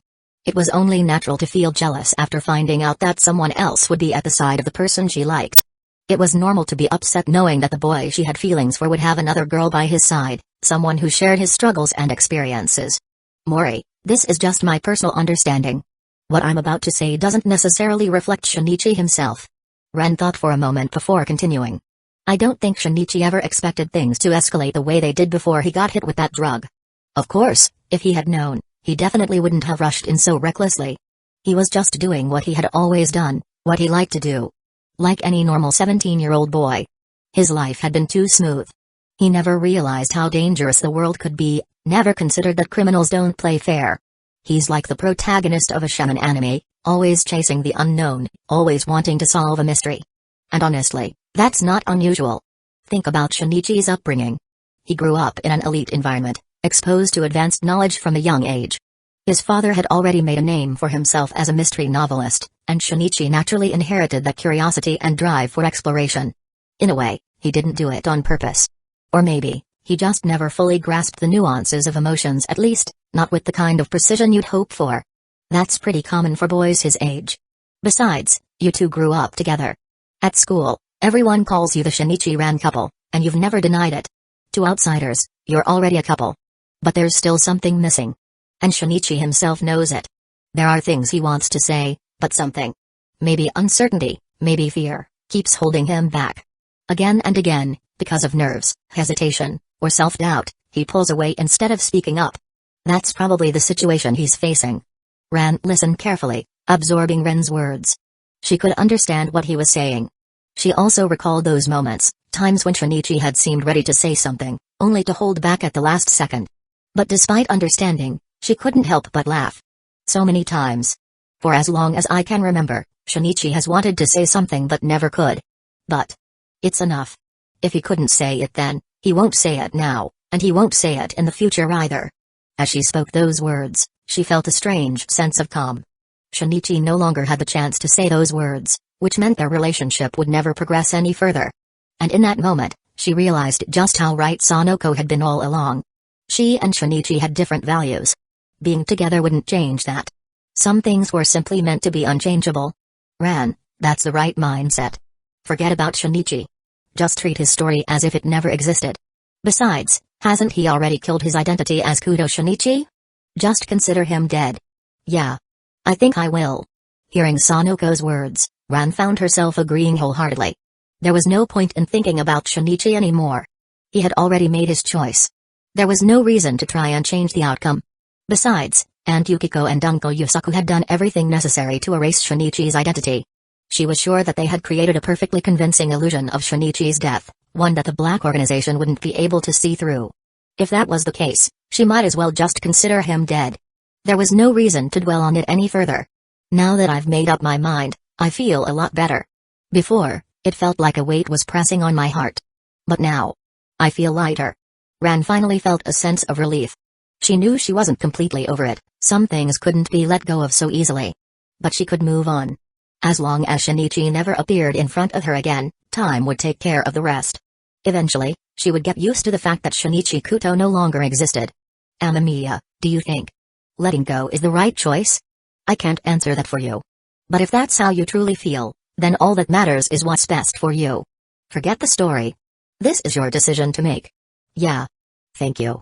Chapter 51, Too ridiculous to take seriously. Regarding Ren's decision, Ren did not interfere in any way. He simply described Shinichi's situation objectively, giving Ren another chance to reconsider. But whether that opportunity existed or not, it was clear that Ren had already made a choice completely different from the original story. Her decision might be the opposite of what had originally been written, but it was far more in line with human nature. Amamiya, what happens in our story later on? What specifically does Suzuki want to know? About me and Ran. Actually, both you and Mori played significant roles in the beginning. Mori wasn't just there to be kind. Her character had a lot of interesting aspects. Rather than being a perfect heroine, she had a natural comedic charm. But later in the story, Mori's role became more like a mascot. But it's not just Mori. Take Shiomano, for example. Early on, she had an important role, providing Shinichi with information about the organization and guiding the protagonist team. But as the story progressed, her role was reduced to that of a navigator, just providing Shinichi with information. Wow! That's such a downgrade. Sanoko could hardly believe how two major heroines had been reduced to a mascot and an information provider. She could already imagine how much Ran's role had been diluted in the later parts of the story. What about me? Suzuki's story remains relatively substantial. But most of it still revolves around the fact that your family is rich. Suddenly that's not so surprising. Hearing that, she found it easy to accept. A wealthy character's main function in a story was often to drive events forward. She had never expected to be the protagonist, but she couldn't help feeling a little annoyed at how limited her role was. She glanced at Ran and suddenly felt a bit relieved. If even Ran, the heroine, owns up like that, then I guess it's only natural that my role as the rich friend is limited. Sanoko, just say what you want. Don't drag me into it. Hee hee. Sanoko giggled. Oh, by the way, Amamiya. Did Ran and Shinichi end up together in the story? Do you want me to answer that? Ran didn't respond immediately. Instead, he gestured toward the person involved. Ran smiled helplessly before nodding indifferently. Yes, in the story, Shinichi and Ran do end up together. That doesn't mean the story ends there, though. The antidote that Shiomano developed only temporarily restores Shinichi to his high school form. Ran wasn't surprised by this outcome. But knowing it didn't mean anything to her anymore. A story was just a story. She couldn't just accept Shinichi's feelings as if they were set in stone simply because they were written that way. Because she knew better. Sanoko hadn't expected that Shinichi would eventually sort things out in the story. But even so, did it really matter? She didn't think it did. In fact, she felt that Shinichi had only ended up dragging Ran down. Giving Ran unrealistic promises, making her wait based on empty hopes, that was irresponsible. But it's just a story in the end. A story has to give people a happy ending. After thinking about it for a moment, she decided not to dwell on it. Instead, she became curious about her own future. Amamiya, what about me? What do you mean? Like Ran? Do I get a boyfriend or something? Suzuki-san, do you really want to know? The future story is just a reference, after all. If you learn about it in advance. It's fine, it's fine. I just want to know. I won't take it too seriously. That made Ren feel a little helpless. She knew. She definitely knew that knowing things ahead of time wasn't necessarily a good thing. But right now, she wanted to know. Probably because she wanted to reject whatever the story had planned for her. It's a high school student named Kigaku Makoto. In the story, he's an incredibly skilled karate master, much stronger than Mori. So it's a hero saves the damsel in distress kind of thing? Ren nodded slightly. That's how it plays out in the story, yes. I don't feel anything about that at all. Even though my family's bodyguards aren't as extreme as the Sanzan-in families, I do have quite a few watching over me. Under normal circumstances, I wouldn't even need to be rescued like that. Well, I guess that just proves a story is only a story. Sanoko nodded, immediately dismissing the idea of a damsel in distress romance. It was too ridiculous. Not even worth considering. The Suzuki family might not have that many bodyguards, but they still had top-tier security. Whenever there was danger, the family's security detail would be on high alert. They spent a lot of money on safety every year. Why would their bodyguards allow some criminal to succeed so easily? Ren was slightly taken aback, then realized that, yes, it did sound pretty ridiculous. After all, Sanoko wasn't just anyone, she was the second daughter of the Suzuki family and its future successor. The idea that she wouldn't be protected by her family's security resources was absurd. If anything, she had people protecting her constantly. It really does seem like just a story. From a storytelling perspective, it wasn't a big issue. But from a realistic perspective? Something like that was highly unlikely. Sanoko was always surrounded by bodyguards. Even when she went out alone, they ensured her safety without interfering in her daily life. They would quietly eliminate any potential threats before she even noticed them. For her to actually find herself in a hero saves the damsel scenario, it would have to be an extreme situation, like getting stranded in an isolated mansion during a blizzard. Otherwise, she was more likely to never be in real danger than to actually encounter a life-threatening event. Yeah, a story is just a story. At this point, Sanoko didn't care anymore. The future in the story was just a reference, one that clearly hadn't taken her real-life circumstances into account. Amamiya, let's talk about our date. Chapter 52, Changing Your Look for a Date. The next day arrived. The date location was set near Tokyo Tower. Since this was their first date, the plan was simple, shopping and getting to know each other better. They were supposed to meet under Tokyo Tower. By around 9 o'clock, Ren was already waiting there. Amamiya, sorry for making you wait. Before long, Sanoko arrived, dressed in a casual yet stylish outfit. She wore a gray pattern sweater paired with blue jeans, a simple shoulder bag with no visible brand, and a pair of white sneakers. Her outfit was modest but undeniably cute.